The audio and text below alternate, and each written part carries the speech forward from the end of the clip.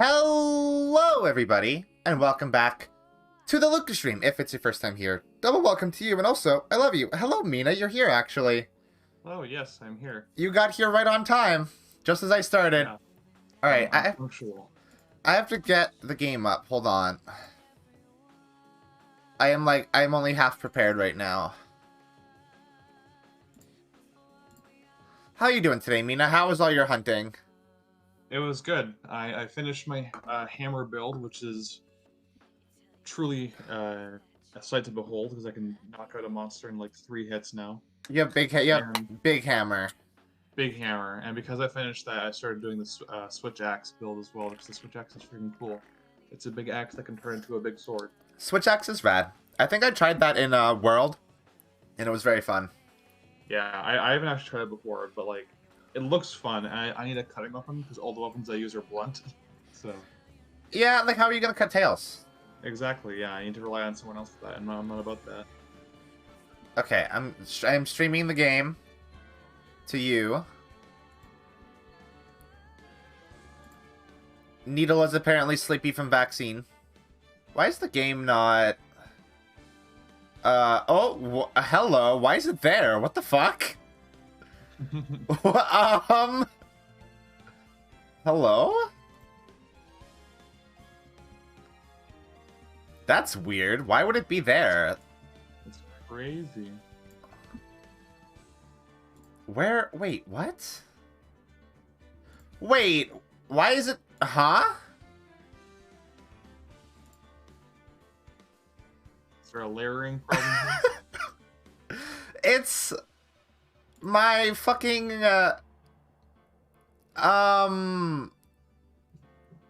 OBS is reading Ace Attorney as VC face, which is the program that I use for the VTuber model.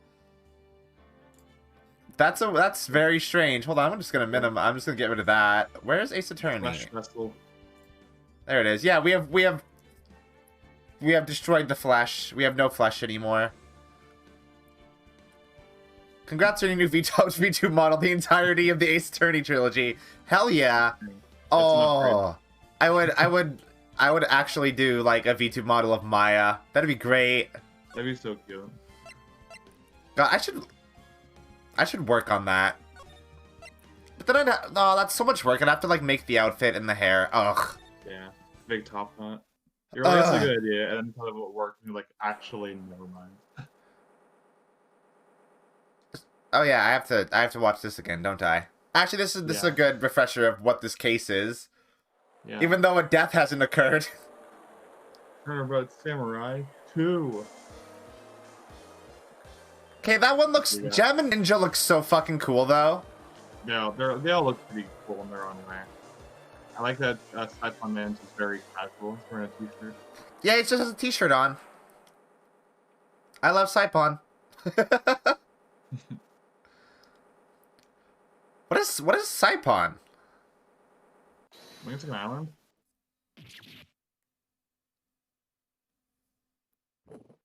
Let's see. Oh yeah, it is an island. Huh. Apparently it's in the U.S. Commonwealth. Oh, that's interesting. But they're doing like mechanical arm with the gears and the stuff. It's so cool. Yeah, the arm is rad.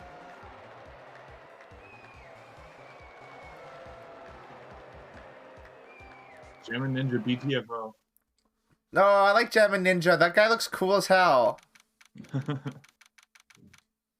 Okay. Wait, we're at the Gatewater. Whoa, we're at the Gatewater Hotel. Yeah, we sure are. Holy shit! Flashback. Oh, I have to do voices. Oh no. This is, you know what? Actually, this is gonna be take less energy than me playing Resident Evil, because at least I'm not screaming. Yeah, exactly. There's no big spiders. No need to worry. No need to fret. Oh, right, yes! Did you hear that, Nick? Did you? The Nickel Samurai, he did it! Yeah, he sure did. I'm getting too old for this. Oh my god, he's here. He's so spiffy. Oh, he looked good! Oh, I'm proud of the guy for doing this series justice. Oh my god, it's just like a me voice parade, okay. all the warriors. It's okay. I'll pick up some of the new characters to lighten the load a bit. So the person everyone was cheering for, I guess he got the prize? Yep. You know who we're talking about, right, Pearly? The Nickel Samurai. No, every Sunday I only watch the educational channel's Kids Masterpiece Theater. Oh, that's poor kid. Okay, that's it. From now on, it's the Nickel Samurai. All the kids watch it. Do you like the Nickel Samurai too, Mr. Nick? Nah, Nick's an old fart, so he's not allowed to watch it anymore. That's right, but I do like Kids Masterpiece Theater. Hey, I didn't know you were so young at heart, Nick. Mr. Nick, you're a grown-up. You're not allowed to watch it anymore. You're supposed to act your age and have interests that match. Oh, Pearl. It's very important, Pearl. That's not true at all. Aw, give it a rest, Pearly. Looks like I made the right choice in inviting everyone here. I think I had him more like gravelly. I can't remember. It's been a while. Yeah, just like he sounds like he looks. Yeah. I'm glad you're all having a good time. It's like a dream. Too bad for the Jammin' Ninja, though. Last year he lost to the Pink Princess, warrior of Little Old Tokyo. Oh, hey, thanks Bourbon Bun for following. Oh, subscribing. Whoa, hey, thank you. Oh. I only glanced. Thank you for the sub. I thought this might be his year. Yeah, Will Powers is feeling the same thing that I am. I also wish the Jammin' Ninja won. No, Jammin' Ninja's in his flop era. Yeah. Lost 2 years in a row. Oh, hey, did anyone else think that the Jammin' Ninja looked a bit different today? Different? What do you mean? Well, he wasn't carrying his bright red guitar. He has a bright red guitar? He's the Jammin' Ninja. Holy shit! Hey, you're right. Strange you'd walk around without his signature guitar. I will never understand these people and their shows. Anyway, Mr. Powers, thank you very much for tonight. It was nothing. I owe you one, so it's just my way of saying thanks. Hey, Nick, come on. It's time to get going to the lobby. There's a post-ceremony stage show that's supposed to start real soon. And then I heard there's going to be a press conference after that. A press conference? Is he going to make a speech about winning this year's prize? Well, not exactly.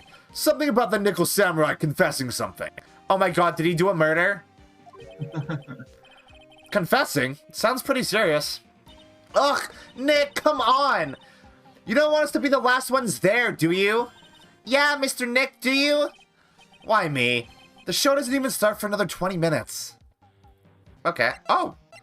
I didn't actually expect that we'd, like, actually walk around and talk. Yeah. Peace time. No murders here. Thank you very much for inviting us today. It was nothing, really. Guys like us don't get to come to a place like this often, so I thought I'd invite you all. Hey, Mr. Powers, what have you been up to lately? Well, since the Pink Princess successfully wrapped up last month, I've been on a kids' exercise show, while wearing a rabbit mask over my face. Oh, I see. I'm still really sorry, but all the headache I caused you that time, Mr. Wright. I'm sorry for getting framed for murder. Yeah, like, why are you apologizing for that? It wasn't your fault, dude.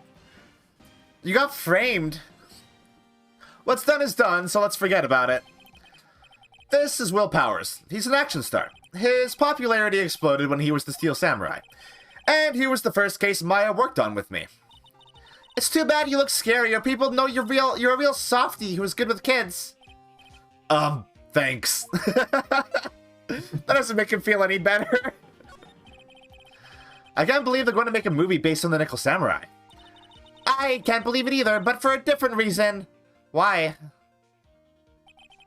The Steel Samurai, an epic story of one hero and a desperate fight against his arch nemesis, the evil magistrate in the city of Neo-Old Tokyo. And last year, they started a new series, The Nickel Samurai. The new series seems to be a hit with the kids, too. What's it about? I'm really attached to the Steel Samurai as a show, so I was hoping that maybe I'd get the chance to do something in this new one. Yeah, it's too bad. It'd been awesome to see you with the new actor, Matt Amgard? Matt Amgard. That's a rad name! It really is. He's super popular right now. Mr. Amgard? Looks like Pearls doesn't know who he is. This year, it's going to be the Nickel Samurai versus the Jammin' Ninja at the box office. Jammin' Ninja? Who's that again? The really cool one, Nick. The guy who looks like he'd be an actual Kamen Rider. So, who is this Jammin' Ninja again?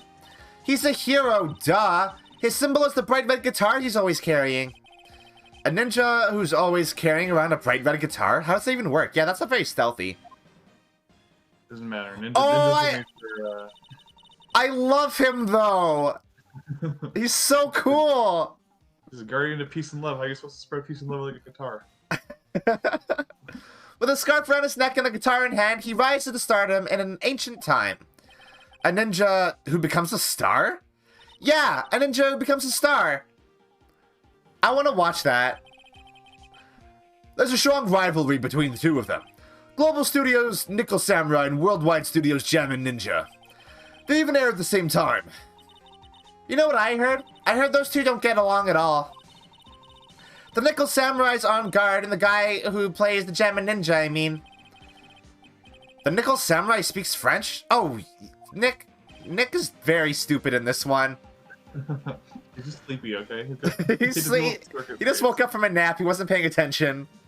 You have to deal with the circus guys. I would be tired too. That's true. I guess even the world of heroes isn't a sparkling happy place. Yeah. Alright. Hey, dude, look at this. Wait, what's this? Oh, okay. Maya pushed it on him. I love that. She just tucks it into his jacket pocket. It's like, Nick, you need this. Get an autograph for me, please. I'm too shy. Yeah, this is just giving us background and like that. Yeah, okay. Oh, wait. When are we gonna get to the murder? Never. It's peacetime. Oh, okay. That's good. Wow, what is this place? Looks like I've stumbled into Oz or something. Way in the back, there's a sign for the bathroom. Maybe I should visit it while I can before the show starts. Okay. Do I look at... Hello?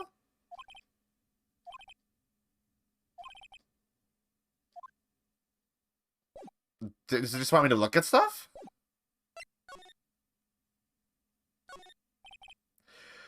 I can understand flowers in front of the dressing rooms, but what are stuffed bears doing here? Could it be that there's an action star with a soft spot for teddy bears? Nah, can't be.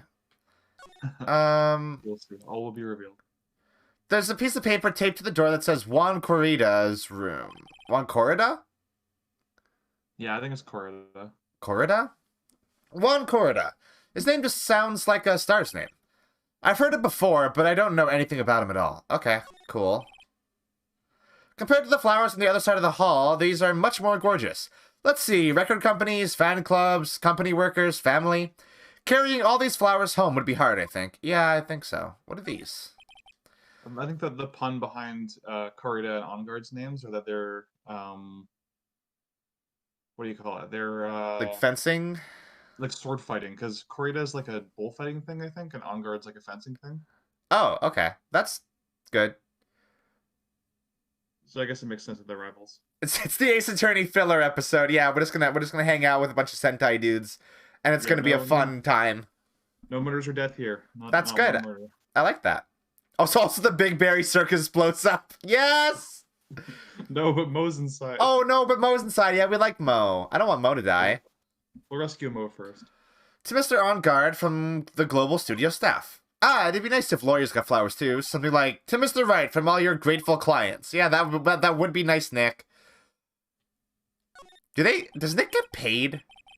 Sometimes. I mean, it seems like Will Powers paid him decently, but it is canon that Larry's never paid him once. Well, that makes sense because of who Larry is. Yeah. And I think Edgeworth definitely paid him to defend him because he's friggin' rich. I mean, yeah, Edgeworth can definitely afford that.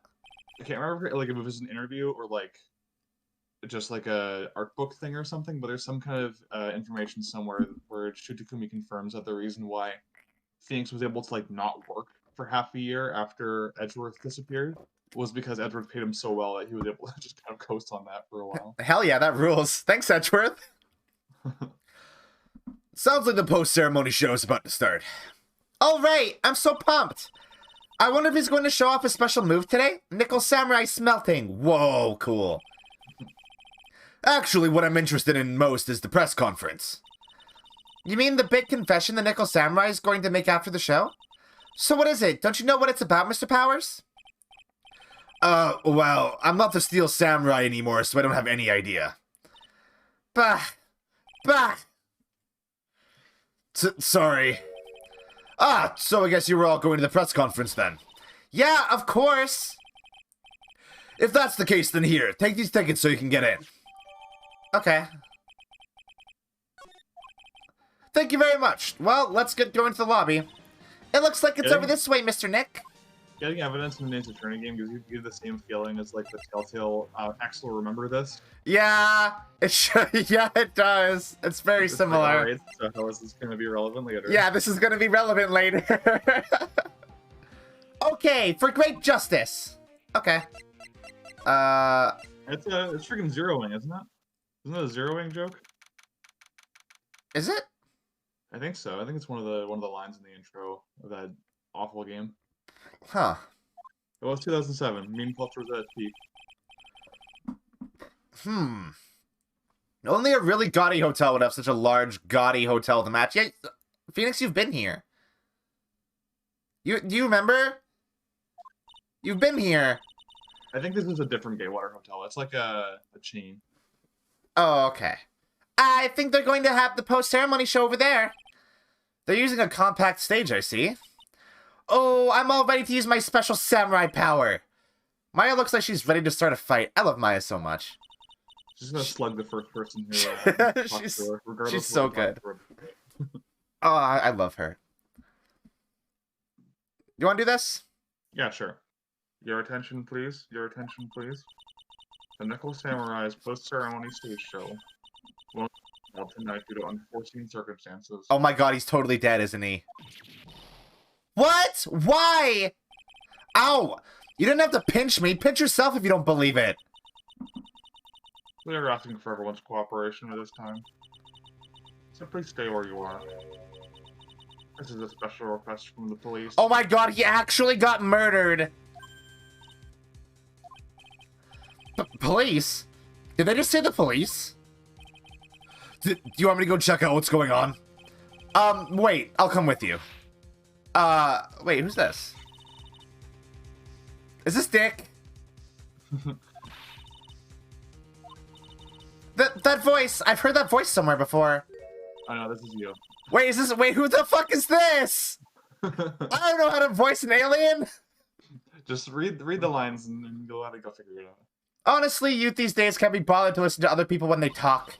Just the other day, it was the same thing. Oh my god, wait, oh no, I know exactly who this is. I know exactly who this is! I'm not reading any of this. She's fucking back! This non-stop chatter. It can't be. Miss Oldbag? What is it, you young whippersnappers? Do I know you? Wait, you! You're Powers, aren't you? Yeah, about what happened back then. You didn't even get nominated this year, did you? Oh, well, that's right. You're doing that children's exercise program, trying to play nice.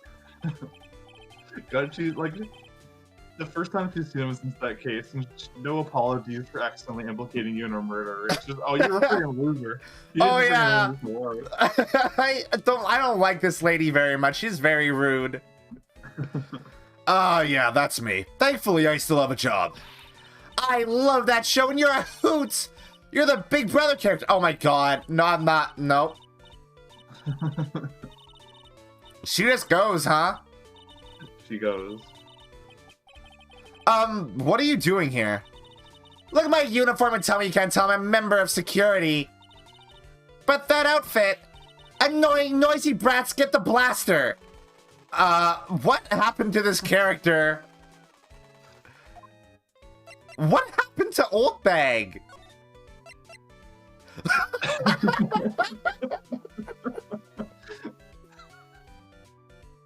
Alright, video game, you got me.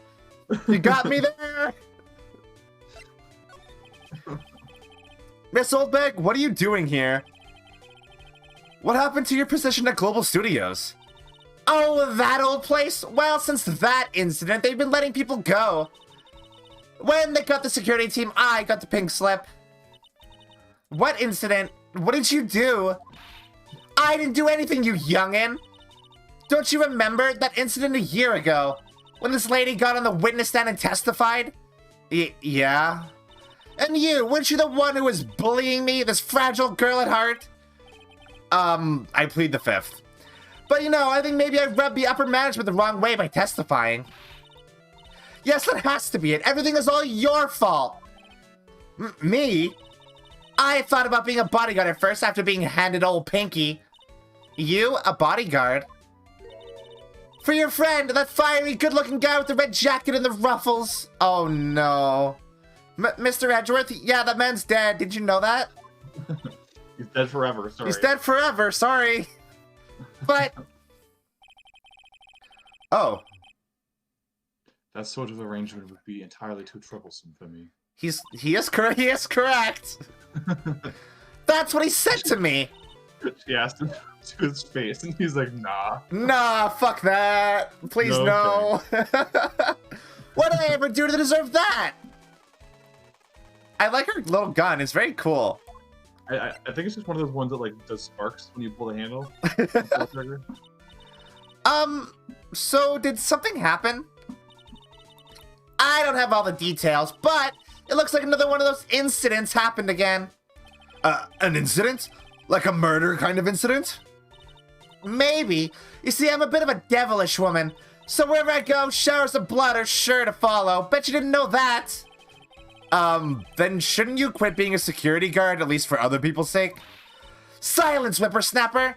Oh my god. She's such a weird character. She's like an elderly woman who's also a chunibyo. I actually kind of like her a lot. She's very good. Hey, Nick. What is it? I don't like that devilish smile on your lips. Let's make like we're going to the bathroom and check things out. No way. The police told us not to go anywhere, remember? Huh? How boring. You're such a boring guy. You've got no motivation, no spirit. Huh? What? What's going on? Are you giving Mystic Maya trouble again, Mr. Nick? Not you too, Pearls. Please don't stick your little nose into this one. So listen to this, Pearly. This one time at lawyer camp, Nick... Okay, I get it. Let's go take a look at lawyer camp. What? Yeah, it's 2007. American Pie jokes are all the rage still. Oh, yeah, I guess so, huh? Yay, I knew you couldn't say no to me, Nick. That's right. You'd walk over miles of hot coals for Mystic Maya, wouldn't you, Mr. Nick? That would be every time we work a case together. Ah, that's fair. Well, what are we waiting for? Let's go already. You can come along too, Pearly. Goody, I get to come. I like Pearl. Pearl's good. Aside from the creepy shit. Yeah, she's a good precocious kid character. So are we going back to the hall? There's nothing really out of the ordinary here. Are you looking for the incident that the old lady was talking about? Doesn't look like it happened here. Well, we'd better go look somewhere else. Alright, then let's try... Oh my god, it's... Why is every character in this scene voiced by me? No, it's okay. I'll get this one. Oh, okay. Excuse me. Ah! Oh, it's a different bellboy. Okay, that's fine then. Are you by chance Miss Maya Fey? Yeah, that's me.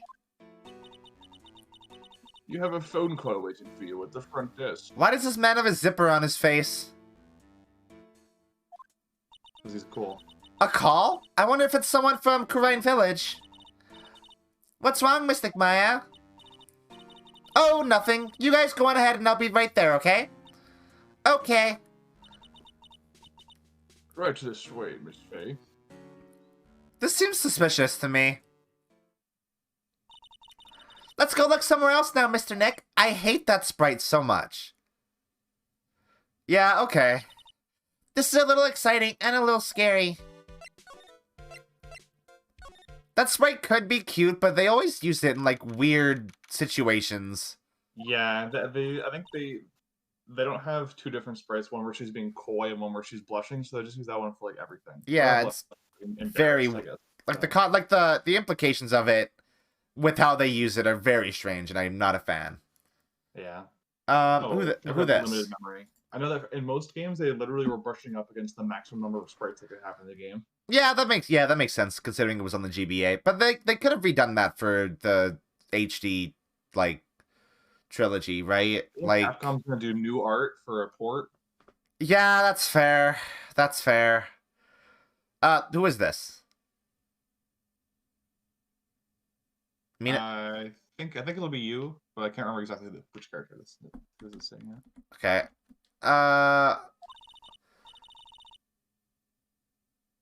Oh, this is me. Oh, okay. I give people the info they want, which means that I've got a right to know. Is this me? Oh no, this is Dick. I saw the pal and I was like, I know who that is. Mm-hmm. Nope, don't care who you are, pal. We're still investigating, so you can't go in. What's your problem? Just you wait. It'll be all over the morning paper. Scruffy detective's secret scandal revealed. You'll see. I'll get you back. Those two sound pretty serious. That southern accent can only mean... Hey, Wright. Oh, is it Lana? Oh my god, it's Lana! I should have guessed. She's all over this game. I'm not angry to see her. I like her. Hey, Lana. Come on, do a gal a favor and tell this cop I'm just doing my job and I've got rights. Ah, you! Ah, Detective Gumshoe. Hey, pal, help a guy out. Tell him that only the police are allowed here. This is the scene of a murder, so she should leave this to us pros. Oh yeah, I do remember that. Yeah, they had to change the height of two of the characters, I think, in the third game, since they didn't have the memory to make them as tall as they wanted them to be. Wait, really? Yeah, I'll point them out when we get there, but it's yeah, these games are kind of technical wizardry considering the amount of assets they have and what platform they came in on. That's interesting. A murder? Oh shoot, me and my big mouth. See, I knew it. My gut instinct told me so. I always trust my gut. A murder, it said, and that's what it is. A genuine murder. Hey, wait! Aw, murder. Of a big star, no less. Oh, did she actually become like a tabloid reporter? Of course she did. God damn it. Oh, man. I'm in trouble now. Hey, Dick, what's up? So, Detective Gumshoe, a murder? Oh, no, that's not it. I got my facts mixed up for a second there, pal. Mr. Nick, is the dead person the Nickel Samurai? Huh? Why do you ask? Well, Mystic Maya was rooting for him, so... It wasn't the Nickel Samurai that got bumped. Oh, no! Actually, the Nickel Samurai is the one under suspicion of doing the bumping off. What? The guy that died was this hero named the Jammin' Ninja, pal. No! Flop era continue. No, I'm so sad. The Jammin' Ninja. Fuck, they built this guy up so well and made him so cool. Fuck. That woman with the big puffy hair that looks like cotton candy. You mean Lotta? That woman, she was there at that time too, right? That time? When Mystic Maya did that channeling. Oh, that time. Well, Lotta's a journalist, so that's why she was there. Journalist. It looks like she was hanging around here before the murder happened. Hanging around? Yeah, hiding in wait in front of the Jammin' Ninja's door, pal. But why would she... She wouldn't tell me, pal. Just said something about getting my big scoop. Scoop? What sort of news could she be after? Can't have shit in this house. Lotta's just like an omen. Whenever she goes, like bad things happen. Yeah. Does that make her a suspect in this case? I mean, considering she was literally there? So the victim was the Jammin' Ninja? Mr. Jammin' Ninja? Mr. Jammin' Ninja. He was on a really popular rival TV show to the Nickel Samurai. Oh.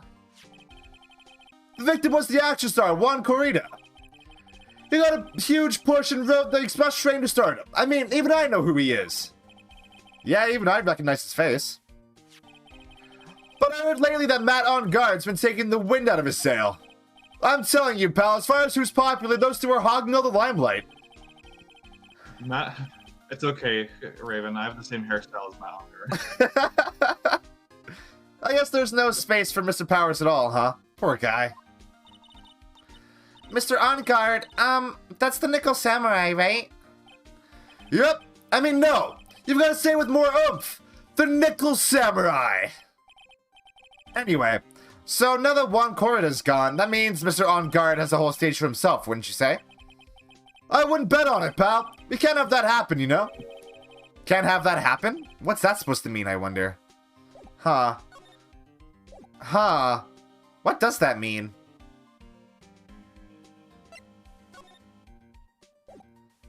I guess we're done here, huh? Or can we... Go on your ticket. Oh, right. Was that gonna work? No.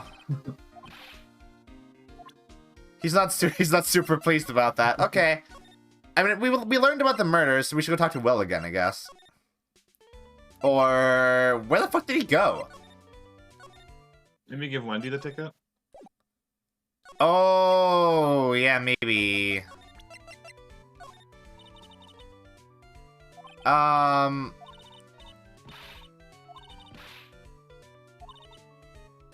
Yeah, okay. That's also nothing. Wait, maybe I should show Dick the picture of the Nickel Samurai and see if that'll get him to talk about... No. Huh. Okay, that's interesting. I like the bears. The bears are cute. Maybe present profiles to come shoot? I don't know. It's been a long time since I've played this case, so apologies if I'm not the most useful. Oh, yeah, maybe. I'm still not used to doing that, so, like, I forget that I can. Yeah. It's weird that the nitty-gritty of Tournament Big Top sticks with me more than the nitty-gritty of this case, just because the nitty-gritty of Tournament Big Top is so abhorrent. It's so bad that it's just like, it's like stuck in your brain like tar. Yeah, this one I love, but I don't really play it super often because I like re-experiencing it, and forgetting stuff about it is part of that. Huh. The Nickel Samurai! He really took the Grand Prix tonight. Maya's a big fan of his. Really? Oh, I'm sorry then. Why are you sorry? Matt Amgard was just arrested, pal. On suspicion of murdering Juan Corrida. What? There we go. That's all we had to do. Well, why was Mr. Amgard arrested? Sorry, pal, but that's not something I can tell you. We just started the investigation, so we don't know. We don't want any leaks. Looks like yet another Steel Samurai hero is in hot water. Mr. Nick, if Mystic Maya knew about this... Yeah, I know. She'd make me take this case. I know. Okay. So now... Let's go find Maya. There we go. Hey! So what's going on, Mr. Wright? It looks like Juan Corrida has been killed. What? It looks like he was murdered, and a suspect was arrested. That suspect is Mr. Matt Amgard. You're joking, right? Nope. They arrested the Nickel Samurai on suspicion of murdering the gem and ninja. Ugh. Not again. I feel sick. Again? About a year ago, something just like this happened, Pearls. I still can't believe. No way. No way Matt would. What's Mr. Powers got in his hand? What is that? Oh, before I forget, this is for you, Mr. Wright. I got this from the bellboy that came by earlier. What? That is super suspicious. Pretty suspicion. For me, but why? I don't know. All I said was it was for Mr. Phoenix Wright, the attorney.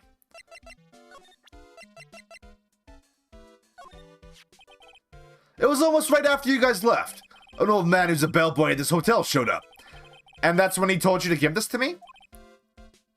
Yeah. Why give me this transceiver? I can't look at it? No, not yet. Amogus. I mean, there won't be any more looking at stuff in the original trilogy, because that was added in Rise from the Ashes only. Oh, right.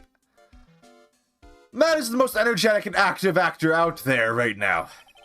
The Nickel Samurai really sealed his place as a pop idol, but he kept adding fuel to the fire of his rivalry with Juan anyway. Mr. Juan, he's the German ninja, right?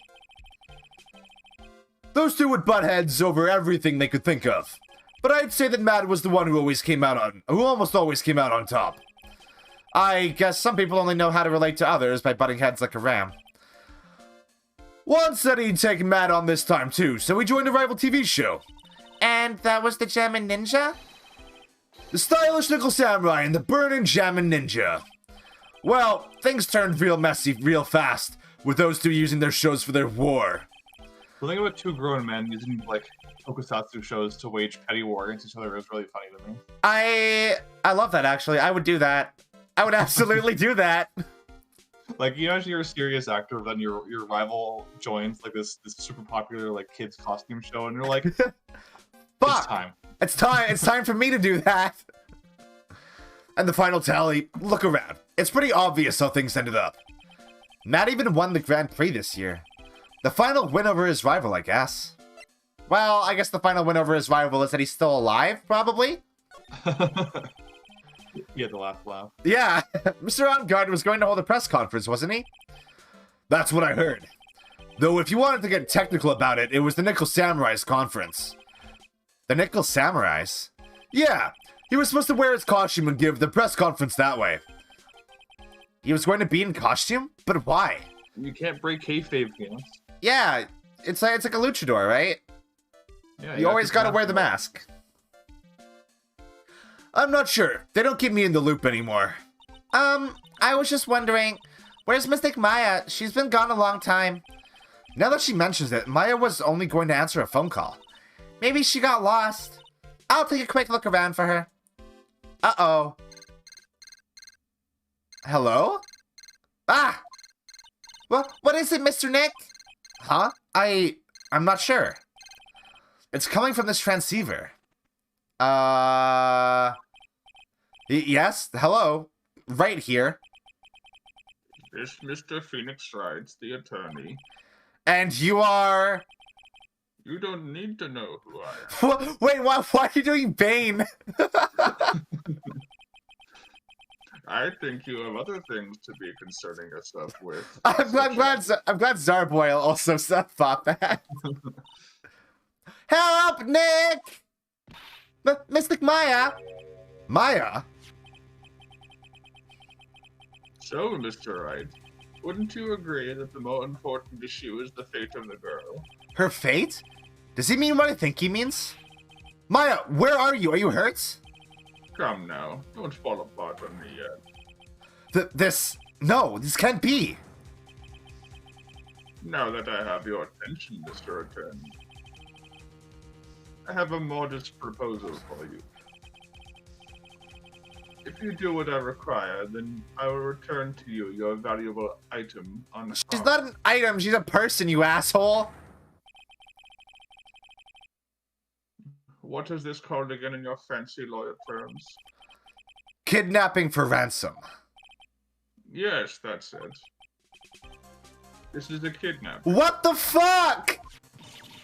Ah! Mystic Maya! Mystic Maya! Okay, the stakes in this one are high, huh? They sure are. Holy shit! This is one of the darkest cases in the series. Oh like, my so god. It's so good. My sight. Everything's fading away.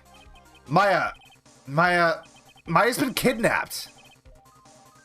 Are you there? Mr. Attorney, are you there? How much? How much do you want? Very good, Mr. Attorney. I'm glad you have such a good grasp of the situation. Hurry up and state your condition, and then return Maya... Money is not what I see. What? What I want is a certain verdict. I would like a complete acquittal. Complete acquittal? Well, what in the world have you done to need... I am not the person you would be representing. What? You are currently at the Gatewater Hotel, are you not? And I know that a murder has just taken place there. One corridor was killed, and the suspect is Matt Amgard. You are, as expected, quite on the top of things, Mr. Attorney. Now then, what I want is very simple. I want you to obtain a complete acquittal from Matt Amgard. Matt Amgard? But why? He did not kill anyone. I can attest to that. However... However? However what? However, someone is framing him for the murder. A very smart someone who's setting him up to take the fall. If I agree and do what he wants, can I believe he'll keep his end of the bargain? You are, of course, at liberty to take me at my word or not. However, there is one thing you can take us back. Right now, your very precious item is with me, in my possession. Help! Nick! Maya! You have 2 days. Of course, tonight he will be in question with the police. But the trial is in 2 days. At that trial, you will win a not guilty verdict. Remember, you only have one chance. One chance, Mr. Attorney. Well, one? You expecting to get a not guilty in one trial day? Yes, exactly. I don't believe I was wrong in choosing you, so don't let me down. Ugh! Oh yes, that's right. Now that I am playing the role of the kidnapper, I can't pass up this chance to say, and don't even think about calling Not great, but you get the idea. Damn it! Who the hell are you? Very well, I'll tell you that much. My name is... the Killer. It's the Killer! We gotta loop him! The Killer. Oh, that's so stupid. So, I just want to point out, this person has kidnapped Maya so that we would represent Matt Amgard, right? Yeah. We would have done that anyway, probably, right? Because Maya would have made us do that anyway. Yeah. So, what is the point of the kidnapping then? Because whoever organized this didn't know that. Fair, I guess. Mr. Nick, where is Mystic Maya? She's been kidnapped. No, it's all my fault. If only I had gone with Mystic Maya. No, then you'd both be kidnapped, dummy. It's not your fault, Pearls. But it is. Oh no, she's super crying. Okay. Yeah. Mr. Wright, I think we should tell the police what's going on. No, we can't do that. If we do, who knows what will happen to Maya? Mr. Nick, what about the detective we saw earlier? He's still technically a cop. He's a cop. What are you talking about? Detective Gumshoe. Yes, that's it. Wait here, and I'll be right back. All right, I'll take care of Pearl while you're away. What the fuck do you mean we're gonna tell Gumshoe? What? He's a cop! He's a friend before he's a cop. Well, okay. This is silly already. What? Okay. Fine. What? Ransom? Shh, not so loud. The ransom is complete acquittal for Matt Amgard. Wait, the deal is complete acquittal in exchange for Maya?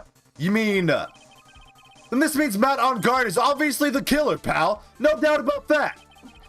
But the guy said that Mr. Amgard is innocent. You really believe what a kidnapper tells you, pal? I guess he has a point. If Amgard really is innocent, then why the kidnapping? I mean, to be fair, this is smarter to do than just do it on your own. I mean, fair, but the person literally said, don't go to the cops. And Phoenix said that to himself, but when Detective Gumshoe was suggested, he was like, oh yeah, that guy that we know who's totally not a cop, right? He understands that Gumshoe is a bit of a loose cannon who kind of does his own thing, and he's probably not going to get the rest of the cops involved. I guess. And on top of everything else, there's all this evidence we keep finding. Huh? The forensic team's having a field day back there. But it's strange. There's so much evidence that it feels like something's wrong. This is what we would call an orgy of evidence. There's too much evidence? Is that possible? Actually, didn't the kidnapper say something about Amgard being set up? Anyway, it looks like you won't be leaving here tonight, pal. Just sit tight and cooperate with the investigation. Tomorrow you can start yours. Alright. Isn't there another way? We've also got to be careful about pushing the kidnapper the wrong way. You're right. Yeah. This is the Maya Catholicism, Mark. What are you talking about? Claire, I don't know what you're talking about. The killer goes to church with Maya every Sunday. Maya is a devout Catholic, so is the killer. What are you talking about? I'm lost too. I'm not even I'm not following anything that Claire's saying. Ow, my head. Oh. Where am I? I wonder if I'm still stuck in that hotel. What happened to me? Nick, Pearly. Come on, you guys. This isn't funny anymore. Oh! I see you have awoken. Ah! Well, who are you? Me? I am known as the killer. The killer? You mean like an assassin? I'm too young to die. Don't worry. You are not my target. For now, anyway. Ah! Nick, where are you? Help me. Yes, that's right. Only one person can save you now, and that is Mr. Phoenix Wright. Huh? What? Nick's going to save me? Calm down and be a good girl. Think of this as a business transaction. A business transaction? I am going to contact him now. I hope you'll cooperate and pay your assigned role well. Why does this man look like this? Because he says his name is the killer. You're questioning why it looks like this when his name is the killer. You know what, fair. Nick, what's going to happen to me? Nick, Pearly, sis. But like, why does he have a zipper on his face? It's stitches. It's stitches? You got cut in half vertically at some point. Oh my god. Is this like a repeat of what we heard earlier? Yeah, this is the same conversation. Okay.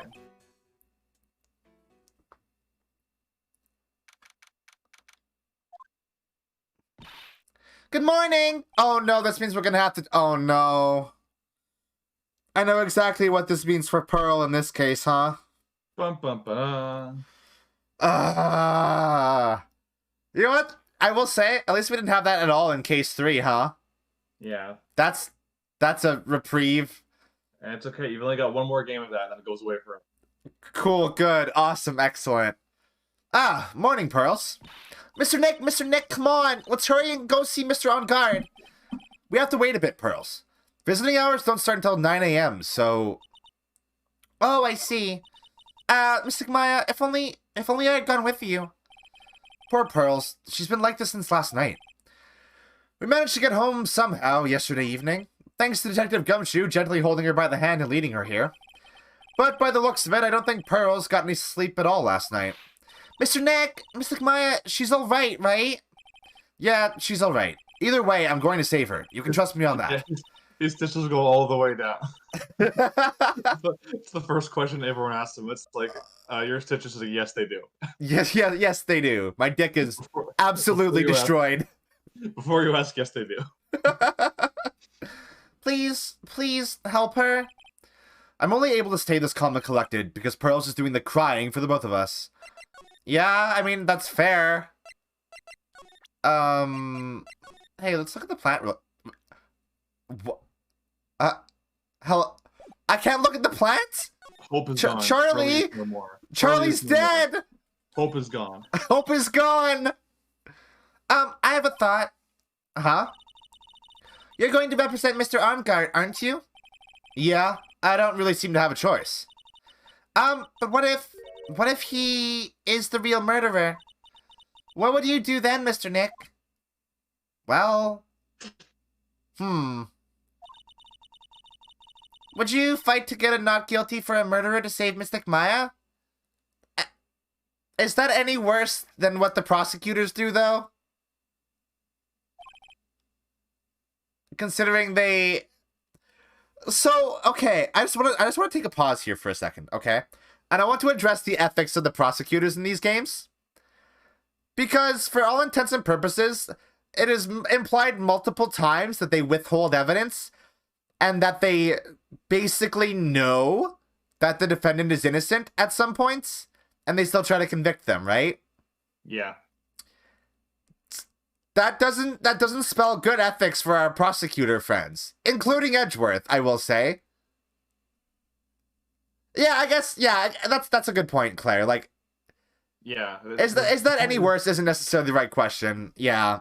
Yeah, but like Phoenix's entire deal is that the thing that Mia taught him was to always believe in your client. This is the first time he's not sure. And also Phoenix, like, the whole formative experience there was like believing in your client and like seeking the truth regardless of what the truth is. Yeah. So I guess this is a question of Phoenix's personal ethics and not the ethics of the courtroom up until now, but yeah, the fifth game gets more into the ethics of the courtroom overall, and the fourth game to a lesser extent, and it's a bit messy, but we'll get to that when we get to that. I mean, that sounds interesting at the very least. Edgeworth is an asshole, and the games try to really woobify him. Yeah, I can definitely tell already, kinda. Yeah, they do a lot of retconning of Edgeworth's nastier sides. Like, Rise from the Ashes does a lot of heavy lifting to try to make you believe that he did genuinely believe that everyone he prosecuted was guilty, and that all of the evidence forgery, whenever was going on behind his back. Yeah. Franziska kind of sucks, though. Oh yeah, well, I mean, she's told you to your face that she doesn't care about the actual trial. She just cares about beating you. Like, she's literally just like a bad person. I mean, at the same time, though, like, I'm not saying this excuses it, but if you had Banter von Karma, a literal double murderer, as your dad, like, you can understand it. You can trace that lineage. Yeah, I mean, like, yeah, I mean, he probably had a huge effect on her growing up. Yeah, I mean, he's a huge part of the reason why both Edgeworth and Franziska are the way they are. Not that it excuses it, but, like, at the very least, they do provide explanation as to how they grew up that way. Yeah, that makes sense. Let's talk to Mr. Amgard first, okay? We can think of all the bad things we want, but it doesn't change a thing. Yeah, you're right. I'm sorry, I can't stop thinking about it. Pearls, you're really worried about Maya, aren't you? I don't have anyone else left in this world. What do you mean? My family's all gone. Her family? My father, he left my mother in the village behind and went away. I'm sorry. And my mother, she did that thing all for me. Mystic Maya, she's like a sister to me. She is all I have left in this world. Well, yeah, Phoenix. Though that's probably not very comforting. What? We literally... Oh, I guess we just can't look at literally anything in here because it's not important. Charlie's important. We couldn't wait for visiting hours to start, so Pearls and I came down here early. To visit one nickel samurai charged with the murder of the Jammin Ninja. Oh, I like this guy. Good morning. How are you today? I know the situation might be a little tough for you. We're... Oh, sorry, dude. I already signed up. Excuse me? I already have life insurance. I set up a long time ago because my job is, like, you know... You do that voice really well, actually. Holy shit. Thank you. Oh, no. We're not insurance salespeople. Really? Dude, I literally don't need that, like, right now either. Fire extinguishers. I mean, this building isn't my house, so... No. We're not here to sell you fire extinguishers either. I'm a lawyer. My name is my name is Phoenix Wright. A lawyer? What the fuck? Hold on a sec. I'm gonna, like, ask my manager. Okay. The Nickel Samurai sure is a strange person, isn't he? I think strange is an understatement. But he has, like, what the fuck? Why does he have, like, okay. It's a phone of the future. It's a future phone. He has, like, a communicator. Sorry about that. You're just in time. Huh? You're a lawyer dude, right? My manager's, like, looking for a good one right now, so how about it? But Mr. Nick, this is our chance. I have to make him let me take this case. I have to. Sorry to intrude, but I would like to ask you a few personal questions. That's okay, but, like, dude, my autobiography's coming out soon, so if I say stuff without the publisher's approval, then I'm gonna be in, like, real hot water. God damn it. Hold on a sec. I'm gonna, like, ask my publisher, okay? Mr. Amgard is so lucky. He has so many people he can talk to. I don't know if he actually has anyone he can really talk to. Sorry about that. Like, I thought the publisher said it'd be, like, a real bad if I said anything, dude. Does he have a mind of his own? No, he doesn't seem like he has a mind at all. It's P. Kimbo. Mr. Amgard, I would like to ask you about the murder. Are you covering this for, like, a tabloid as a side job, dude? Well, if you want my statement on this, you should ask through my staff. No. I'm not asking on behalf of a tabloid. Hold on a sec. I'm gonna ask the president of the studio, okay? Is he alright, Mr. Nick? If we're talking about Mr. Amgard's brain here, I wouldn't put my money on it. Sorry about that. Hey, Charles. The studio president said, even Neo Mount Fuji itself knows I'm not the murderer. Mr. Nick, what's Neo Mount Fuji? Charles, apparently this case is good, though. Yeah, it's very good. This is very... yeah. What is the himbo equivalent to my brain is small, my tits are huge? It's still the same thing. Yeah, it would still be the same thing. It's a mountain in the city of Neo Old Tokyo, the city the Nickel Samurai protects. Val?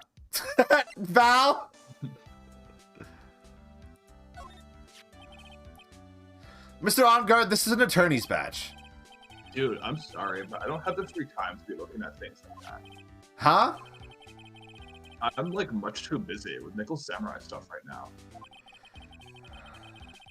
I don't have time to take a lawyer's correspondence course. Why does he believe I'm a salesman? Insurance and extinguishers know this. What the Give him the ticket. Show me you're a fan. What's that? It's a ticket for the press conference. You were going to give one after winning the Grand Prix, right? Huh? Me? Yes, while you were in costume, no less. I never heard anything like that, dude. I only heard about that stage show. I always leave that kind of stuff to my manager. Huh. That's interesting. He didn't know? That's odd. Hey, the photo. Dude, I know I like to throw money around, but it's not like I buy anything and everything. Oh, I guess... We'll show him that. This seems important.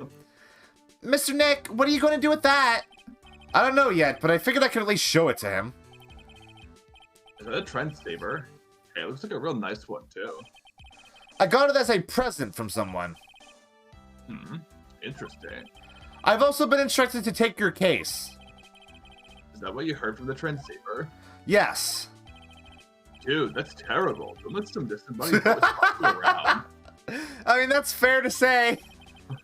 This coming from a man with a cell phone on his wrist. Well, dude, I think it's about time for me to get going. Please, wait. I really need to take your case. There's always other people in need of a lawyer, right? Want me to introduce you to a few? How many do you know?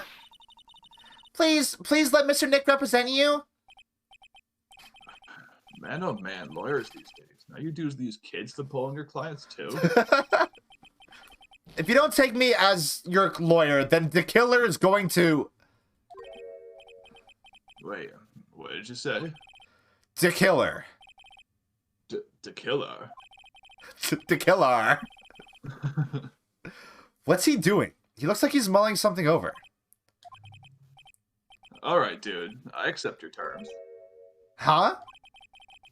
I'll let you represent me in court. We did it! We did it, Mr. Nick! Yeah. I don't feel any better for it. And he doesn't look too happy either. Go ahead, ask me anything. I'll help it as much as I can. Yeah, it's really suspicious that he knows who that is, or what that is. Man, I think my lucky stars that people know my name. Well, you're quite the hero, and you're in the national spotlight. I didn't know who he is. Does that mean I'm not a good citizen? It's really great to be the Nickel Samurai. Dude, lately I just keep on getting more and more popular. True enough. The Nickel Samurai is very popular among high schoolers and secretaries right now. What? Oh, like Maya. Is Maya his secretary? No, like she's his assistant, right?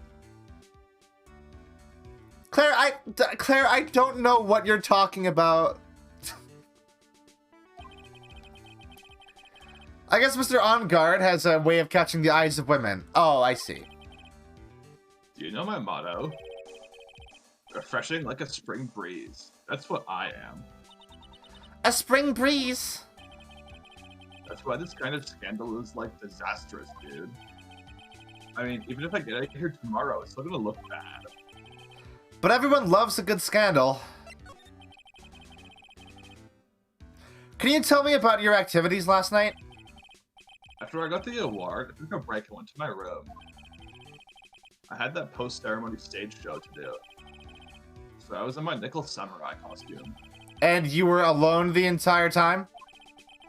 My manager was running around being busy, so yeah. That was good. Because of the press conference you were supposed to hold after the show? I told you, dude. I had no idea about any press conference, alright? That's strange. I thought the Nickel Samurai was going to confess something. Anyway, when I was leaving my room, that's when I noticed it was kind of noisy. Mr. Korida was already dead at that time?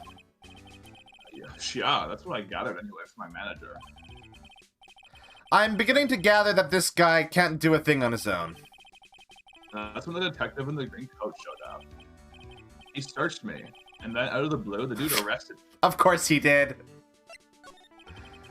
About you and the victim, Mr. Juan Korida, what sort of... That's got nothing to do with anything, dude. Man, with that face of his, you can't even tell he's the same age as me. No, yeah, he's right.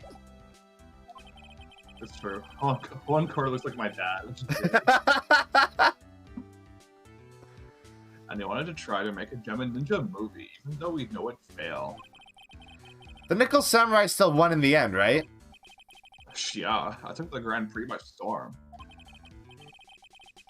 So why would I, the winner, have any reason to kill the guy anyway? Dude, you think I'd be the other way around, you know?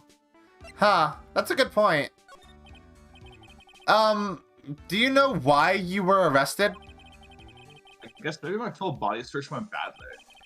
Did they find something on you? They found a button from the Gem and Ninja's costume. A button? I don't get it either. It was caught in the plates of my samurai pencil. Hakama. Ah!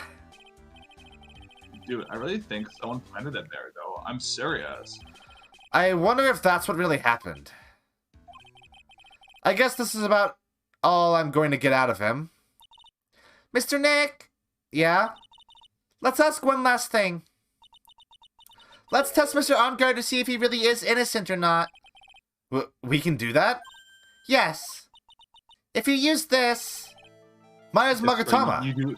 You do have a magic lie detector with you. We do. He won't be able to hide any secrets from me, Mr. Nick. I'm sure of it. I get it. Mr. Amgard, I'd like to ask you one more question. Please answer me honestly. What is it, dude? Did you kill Mr. Juan Corrida? Please put the phone away and answer this question yourself. He has to call someone on TV. Like, did I kill that guy? I'm not sure. Alright, just so we're clear, dude. I didn't kill anyone, and that includes Juan Corrida, okay? Oh. That's the truth, I guess. Confirmed good guy. Confirmed good boy. Well, Mr. Nick, nothing. Not a chain or lock in sight. Which means it's alright to trust him. Yeah, it does appear that way. Well, at least I can breathe a sigh of relief knowing my client is innocent. The trial is like tomorrow, right? I'm like counting on you, dude. Let me consult my himbo dialogue writer. Yeah, there's a break in the investigation this time. Oh my god, really? Is this a long one then? If they're breaking it up enough? It's a bit of a long one. Okay, well let's take a little break then. Well, we take these breaks where we can get them. Yeah. We'll be back. Go get some snacks anyway. Yeah, I need another drink.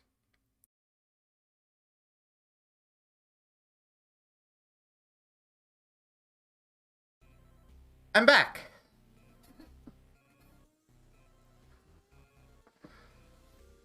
Is Mina back?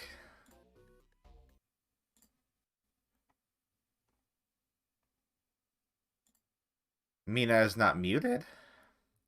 Hello? Hello. I just realized I did that entire portion without my good microphone plugged in, so that probably sounded really bad, and I apologize, everyone. It just sounded quiet. It didn't sound bad. Hello, Claire. Claire.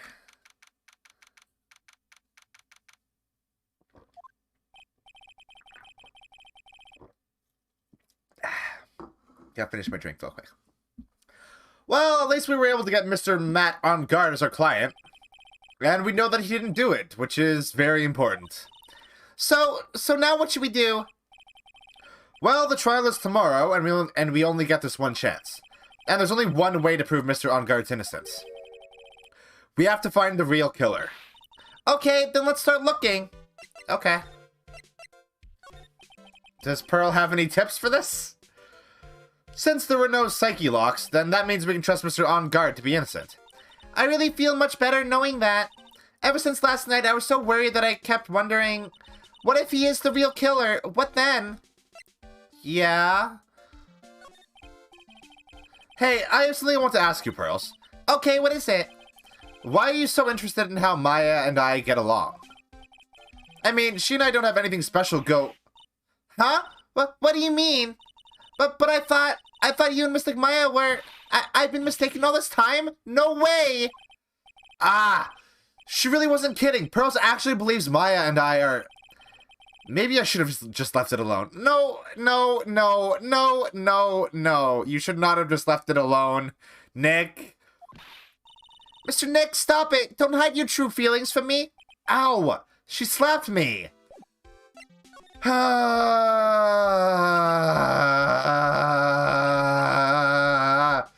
Yep, she sure is 18, huh?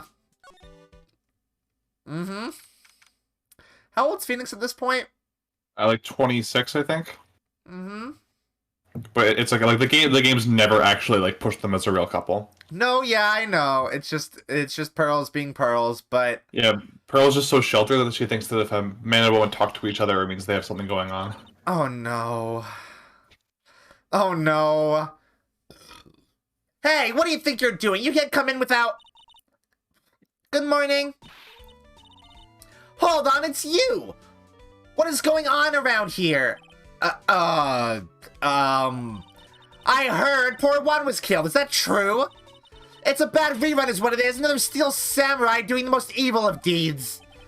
You know, that's not entirely... I'll have you know that I was a huge fan of Juan's. Why, oh why do all the stars I'm interested in drop one by one like flies? It's always been that way ever since oh god, nope. Nope. Nope. She just goes, huh?